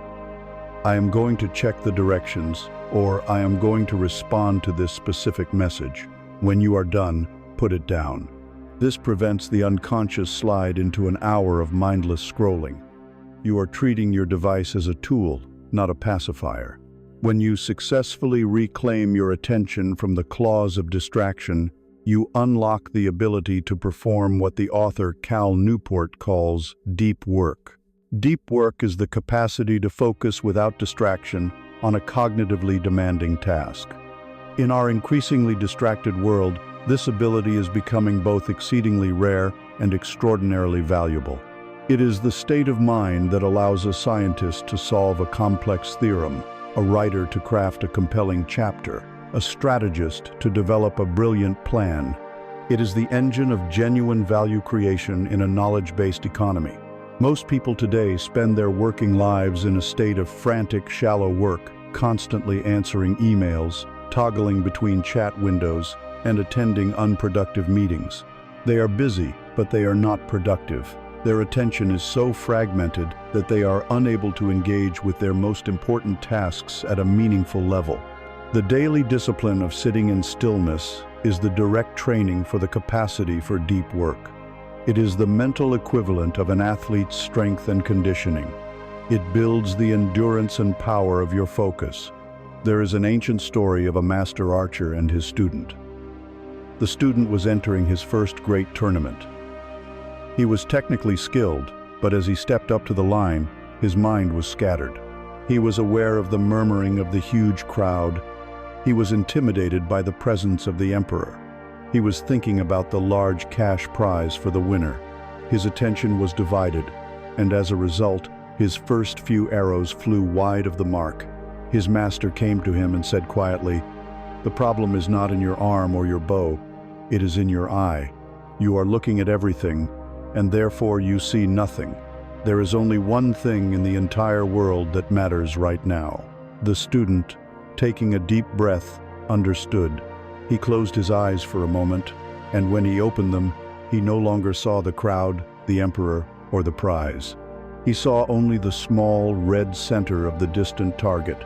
His mind became one with that single point. His next arrow flew straight and true, striking the bullseye. Our purpose, our ikigai, is our target. The endless distractions of the world are the crowd. To achieve anything of worth, to live a life of meaning, we must learn to withdraw our attention from the crowd and place it, with unwavering, single-pointed focus, on our chosen target. This is why we must learn to protect our attention with the same vigilance with which we protect our money. In truth, your attention is far more valuable. You can lose money and earn more. But a moment of your one precious life, once spent on a meaningless distraction, is gone forever. To protect your attention is to protect your life.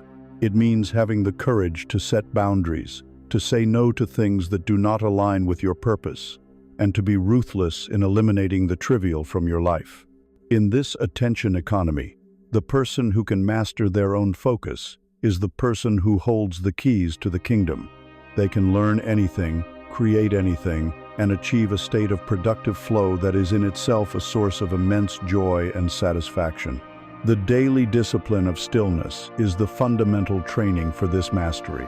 It empowers us to reclaim our most precious resource from the forces that seek to monetize it, and to invest it wisely in the creation of a life that is truly wealthy in purpose, in meaning, and in value. And this leads us to the final, culminating stage of our journey into abundance. Once we have learned to direct our focused attention to create real value in the world, once we begin to reap the rewards of our purposeful work, there is one last trap to avoid: the trap of hoarding. The final step in the cycle of true wealth is to learn how to open our hands once more and let the fruits of our labor flow back out into the world, not as a loss, but as the ultimate investment in a prosperous and interconnected reality. We have walked a long and winding path together, a journey that has taken us from the noisy marketplace of the world into the quiet sanctuary of our own heart. We began by diagnosing our modern poverty of spirit. We learned to sit in the stillness, to befriend our breath, and to watch the ceaseless chatter of our minds with gentle, non-judgmental awareness. We practice the art of unclenching the fist, of letting go of our attachments and finding beauty in the imperfect. We opened our hearts to compassion, generosity, purpose, and the wise, effortless flow of action. We have sharpened our tools, and we have cultivated our inner garden. And now, we arrive at the final, most subtle, and most profound transformation. It is the shift from seeking a state of being to simply being. Throughout this journey, our practice has been something we do. We do our meditation, we practice mindfulness. It can feel like we are here, and the state of peace or richness we desire is over there. And we are using these techniques as a bridge to get to it. This is a necessary and beautiful stage of the path. But if we continue with sincere and gentle persistence, a quiet miracle begins to unfold. The boundary between the practitioner and the practice begins to dissolve.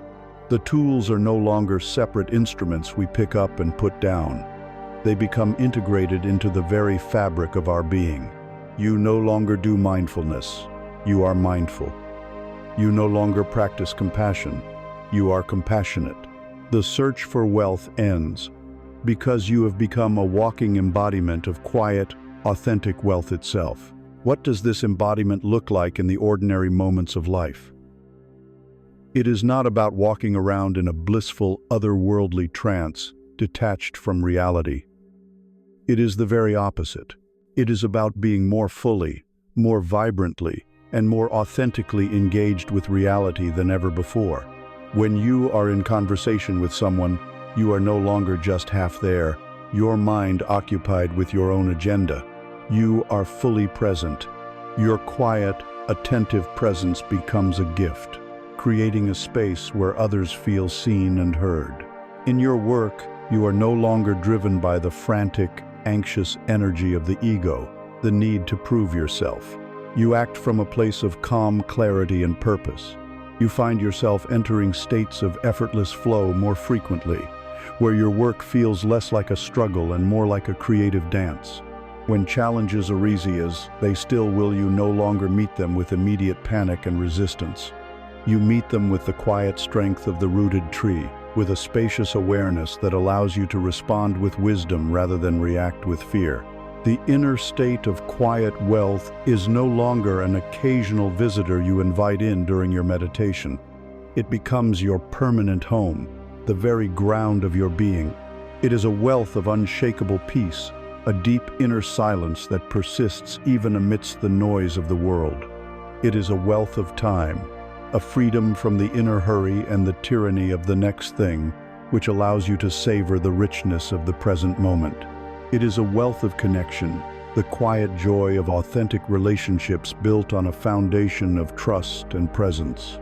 It is a wealth of purpose, the steady, animating energy that comes from knowing you are living in alignment with your deepest values. This is not a wealth that can be displayed, measured, or entered onto a balance sheet.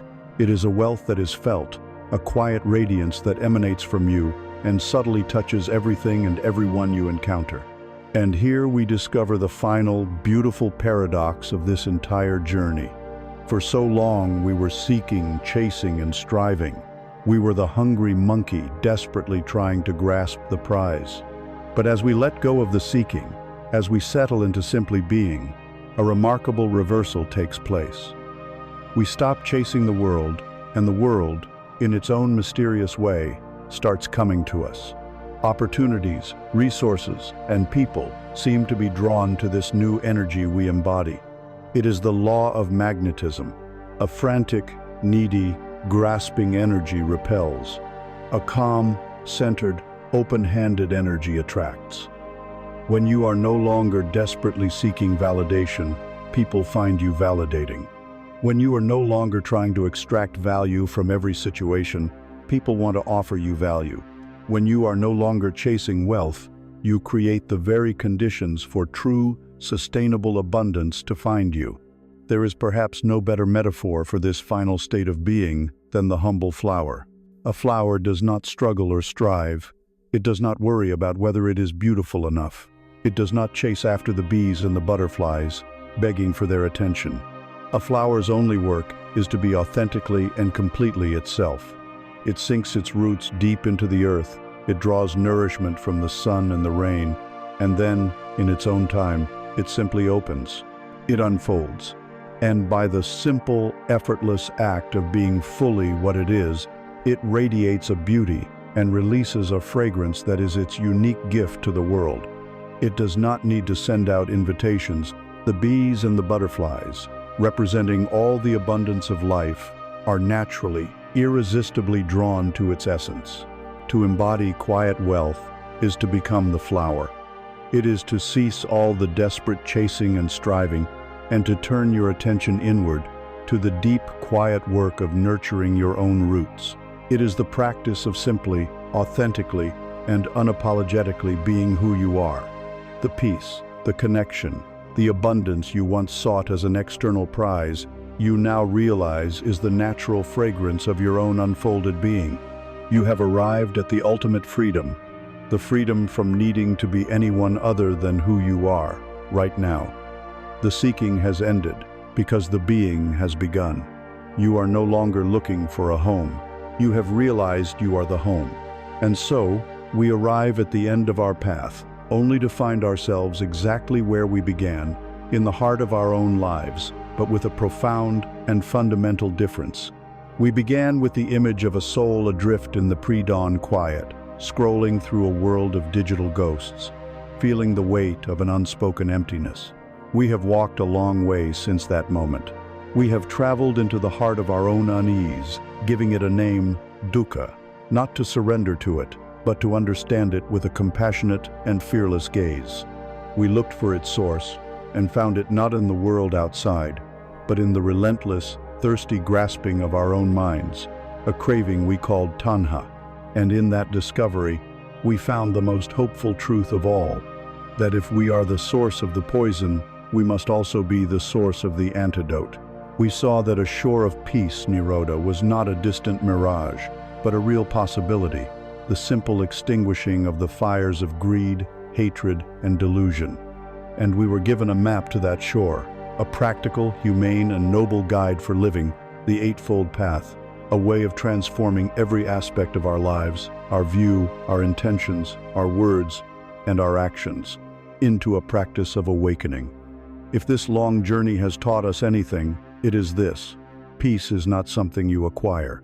It is not a prize to be won, a destination to arrive at, or a commodity to be purchased. It is a state that is revealed when we begin, gently and patiently, to let go. We have been taught to build, to strive, to add more to our lives. But wisdom teaches us the liberating power of subtraction. We do not need to build a fortress to protect us from the storms of life, for such a fortress would also be a prison. Instead, we learn to become like the deep ocean, which accepts every river, calm or turbulent, without being disturbed. The path to this peace does not begin tomorrow or after you have achieved one final thing. It begins now. It begins in the space of a single, conscious breath. It begins with the choice to meet a moment of frustration, not with blind reaction, but with a flicker of awareness. The power to end your own suffering has been in your hands, in your heart, and in your mind all along. This is not the end of a journey, but the true beginning.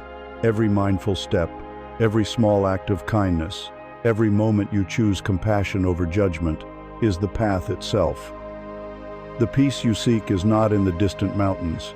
It is in the very ground beneath your feet.